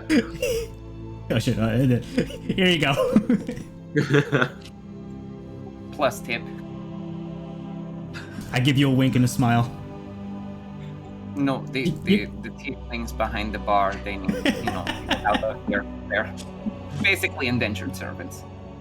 Well, I told them one way to how to get out. They can contact my wife. You can come get something off of Larry if you really need to. Go head up. Alright, you head up. Alright, so while Clyde does that, anything else from the rest of you?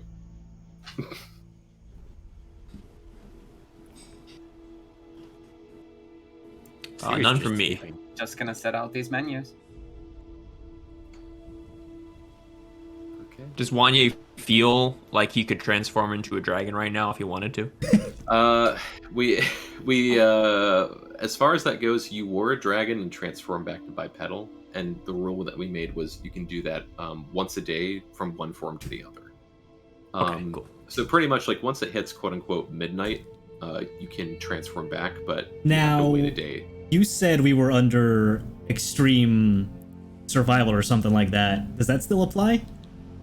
For long rests and short rests? At the current moment, no. It's only when you're in the zone that's surrounding Thank Fort you. Worth. Okay. But a good question. Alright, let me change up the music a bit. Alright. There we go. And I'll say at this point, the sound of a small thunderstorm begins actually clicking in around the inn as it gets darker.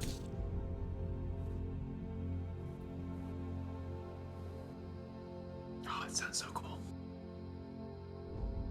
Alrighty. So you guys, essentially you guys have the night and we can do a long rest. So Clyde is with Chuck. Yep. Would any of you like to stay up or go to sleep or do something else? Wanye's gonna go to sleep. He's gonna call it in for the night.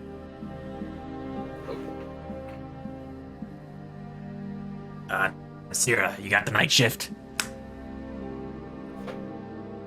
Great. And Wanye's gonna go upstairs, find a free room. And then bet ya. Finish up here and then find a place to meditate. Alright. Alright, and there's plenty of rooms upstairs that they have open for you. Sword! Alright. So, there we go. Okay, so Nasira, if you are doing watch, what would you like to do for your first round of watch?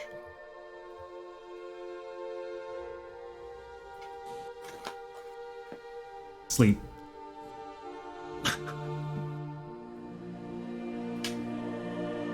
Brendan? Brendan? What? Go. Are you just sleeping through your watch? Yeah, I'm passed out on the couch. Oh, okay. Oh, then Betya's probably gonna take first round of watch. Okay. Alright, so then Betya, please make a perception check.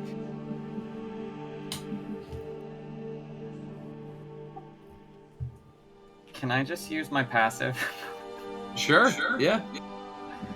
22. Yeah. 22. Okay. Sure, yeah. So you, being the diligent person you are continuing to tidy up the place, maybe find ways to, like, make improvements or arrangements. And at some point, in the middle of the night, you hear a voice. Hello? Where's the voice coming from? It's hard to tell, but it sounds like it's coming from your mind. I try to answer in my mind. Yes, hello. Oh, it's so cold out here. Are you outside the establishment? Yes.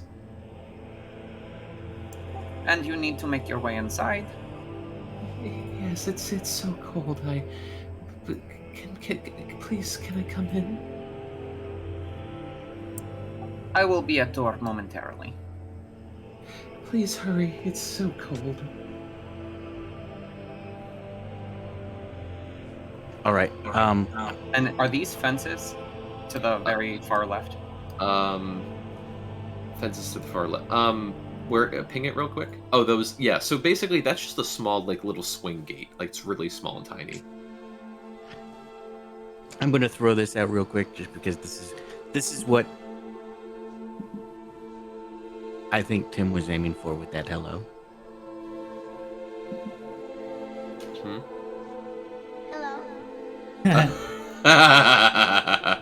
That's freaking genius. Yeah.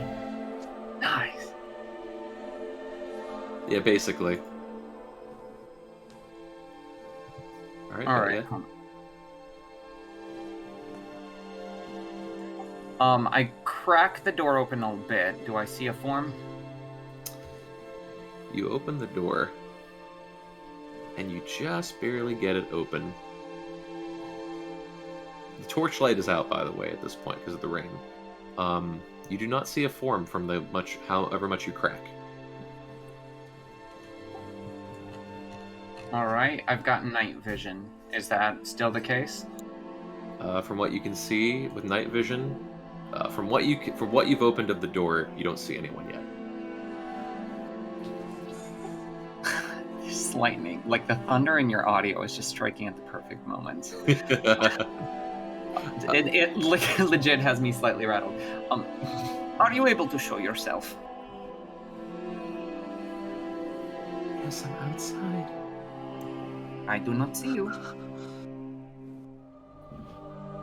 Please, I'm just to the left. Yes, but you are telling me to let you inside even when I am not seeing you.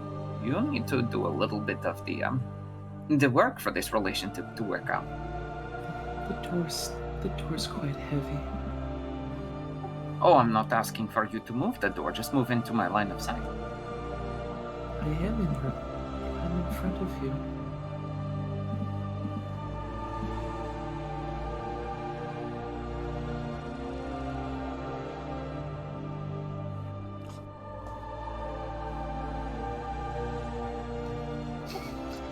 I'm gonna catch fairy fire in front of me.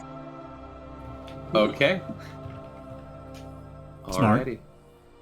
Smart. Warming them up. Alright. And what type of save is this again? Deck save. Deck save it is. Let me see. Hold on.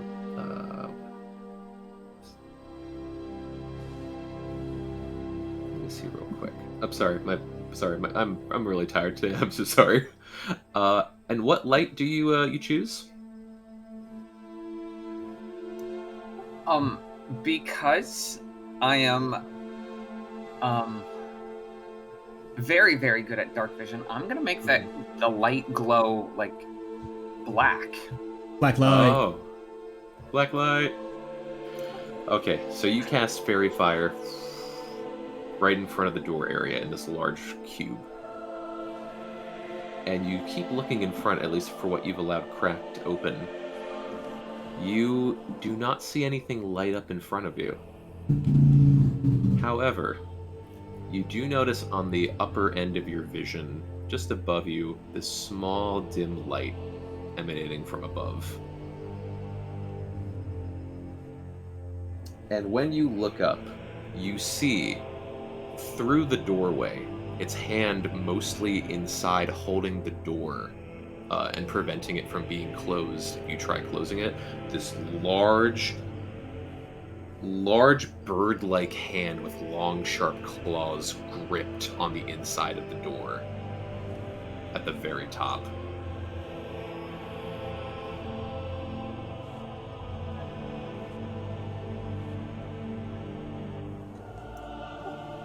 Oh, this is great. I was worried you were a vampire. Oh, I'm not a vampire, but please let me in. I cast Zone of Truth. Okay. And which save is that again? Charisma. Charisma. Gotcha. Oh, and that. Oh, I forgot to... Dang it, I messed up a little bit, but it was still okay. What's the save again? 17. 17. Okay. So you cast it, and you believe the effect has gone through. What are you? Complete silence.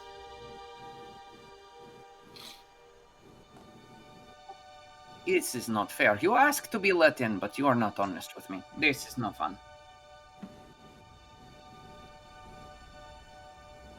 I just want to get in.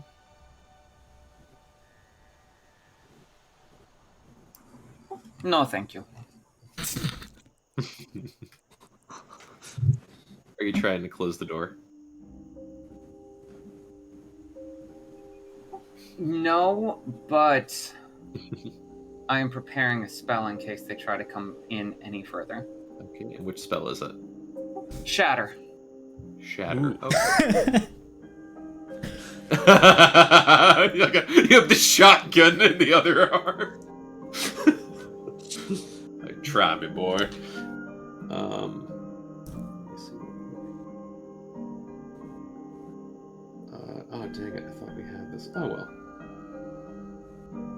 Okay, and as you have Shatter prepared, like the loaded shotgun it is, you hear something shatter, ironically, but in the room up over here. Where? Up here, the main hall where the brawl happened. You Okay. heard something. You heard something break.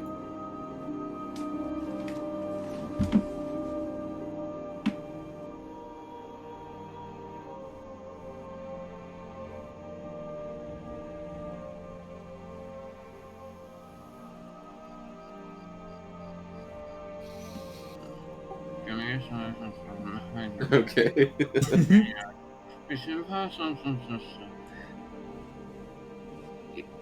Okay, with that, is that an ally of yours I hear behind me?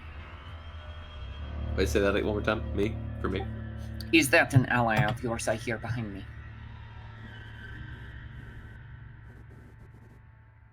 No response. I trigger Shatter. Okay. All right. And do I need to roll for something for that, or? Con? It's a con save. It's a con Damn, the save, roll, okay. though. Jesus, the roll. Ugh. The roll does not matter. I do not care. Saving throw, is it I 17? care. It got Yeah, that'd be it, a 17. 17. It rolled 21. Most importantly, everyone hears Yep. a large shattering noise. Yep. Should I assume we roll initiative at this point in time? In just a second, yeah. So you basically shatter the creature. And was it 5 damage? Half? Yep. Pulling up half as much on a failed save. Okay, so only 2 in this case? 3d8, 48 with a higher level cast, and I do 2 damage. Yeah, dude, that's fucked. All right, and regardless, you notice that when the lightning does shoot into its form, it seems like it has some kind of resistance to it, so it even halves again. Uh-oh. The thunder damage? Holy fuck! Mm-hmm.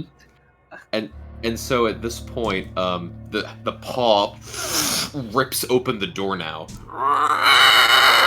and you hear this large bird-like sound as coming straight down from the door. You see this large bluish-like bird head with completely hollowed eyes with yellow inside of them, and this white fur emanating down this long neck. You see what appears to be this large bird-like demon bend down and stare at you. Sounds like my axe. And as soon as the head pops down, you see these pores open up in its neck as this cloud of toxic spores jut out from its body. I need you to make a Constitution saving throw real quick. Is it against, is it acid or disease? This one, let me see. Not acid or disease, no. Darn. This is poisson. Alrighty. So yeah, the spores rip into your body, Betya, as like this. It's like a fungal spore, but something of like a different plane of existence. It's this black fungus and mold that just latches onto your body. You are going to take some damage. Yes, please. Yeah, Persephone bites back. You take 10 poison damage. Oh wait, let me see. Poisson. Yeah, you take Poisson, you take 10 poison damage, and you continue to take damage this way at the start of each of your turn. You can repeat the saving throw at the end of each of your turn, and end the effect on a success. So you are poisoned at the current moment, not the condition, but like as far as damage. And then as soon as that happens, rounding from a corner, you see a second one that seems to have made its way through the back door. And this is where we're going to pause the session for this week. Ooh. Damn. What are these things? The last thing, and this is the last note I forgot to mention, was as soon as these things come into view, Betya and also Nasira, and pretty much everyone else, actually it wouldn't be for Betya, for Nasira, you are riled awake as you feel this burning sensation on your chest. And all of you, including Balasar and Baldrus, would feel this burning sensation. Nice. And this is where we'll pick up next week. All right. Poisson. Shoot. Now I Poisson. need- That is concerning. Alrighty. Well, What until have you then. done to us? Casually explains, hey, Betya, we do this thing. It's a trial and Yep. everything. Don't I worry told you to too be much about careful. it." I told you to be careful. Yes, but also, why am I the target of the trial? So while that conversation was happening, in my mind, it's like if Nasir was close enough, her comment would be, yeah, you force us into a dangerous situation so you get something. It's like, Yep. damn it. Yep. Same as it ever was. Mm-hmm. Even at level 13, we're still doing the same buffoonery. Starting a bar fight, not actually working the bar. We worked the bar. We We worked the provided bar. entertainment. It was like a boxing match, you know? We had a bard that could have sang. He was a ref. I was the ref. For prior obligations. Did any of that feel spooky at all? Oh yeah. Yeah. What I'm worried about is if we can't get a long rest, because Wanya is like 60% health. I don't know if this like demon thing will lurk until like Yeah, no, I once don't. we kill these demons, then it'll stop burning, or if it's just gonna be constant burning throughout the night. We'll see. Mm-hmm. We definitely will. I don't think we even got a short rest. Nope. Well, Yeah, No, and I I mean- blew so many spells. because technically Clyde's casting of scrying is 10-minute casts each time, but it didn't, and an hour didn't pass. I only casted it twice.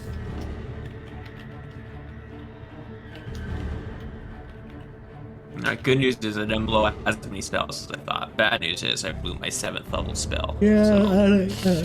I wanted to like cast Dispel Magic on on Larry just to fuck with you, but I was like, that's a waste of spell slots, bro. All right. Well, we will pick this up next week. Jules and Alan are gonna have some context here. Alan apparently tuned into the stream a little bit while he was driving. That's good. Okay. Yeah, What have you done with my vase? Well, what's happening with Ben? Yeah. Are you being eaten by Sora? Eaten now. Damn. Happy Easter. Well, at least they're happy Easter. I haven't closed the stream yet, bro. All right. All Yeah, I right. didn't. Yeah, we're good. All right. I'm a back out. I'll come back in. Okay. Okay. Alrighty, folks. I know we got interrupted from our No Straight Roads playthrough, but I mean, that's going to continue on weekdays anyways. Sorry, weekends anyways. So we'll see you guys for more No Straight Roads on Saturday. Catch you guys tomorrow for Dead Rising 4. And I hope you all enjoyed our sudden D&D session episode 42. Honestly, a lot more laughs than I was expecting with the sudden improv of two of three random bounty hunter guys. That was pretty fun. But yeah, we'll catch you next time. Thank you for watching. Little Brooks, thank you so much for donating the bit during all of that. I really appreciate you, buddy. Call sign Flare and Yan, thank you guys so much for tuning in today. Hope you guys had fun. I'll see you guys some other time. And for those of you who are new, please feel free to check out our Discord and Twitter and all that social media stuff right there in the chat to get notifications on when we go live next and what we're playing. This is it for today. I'll see you all next time. Bye, everybody. Thanks for watching.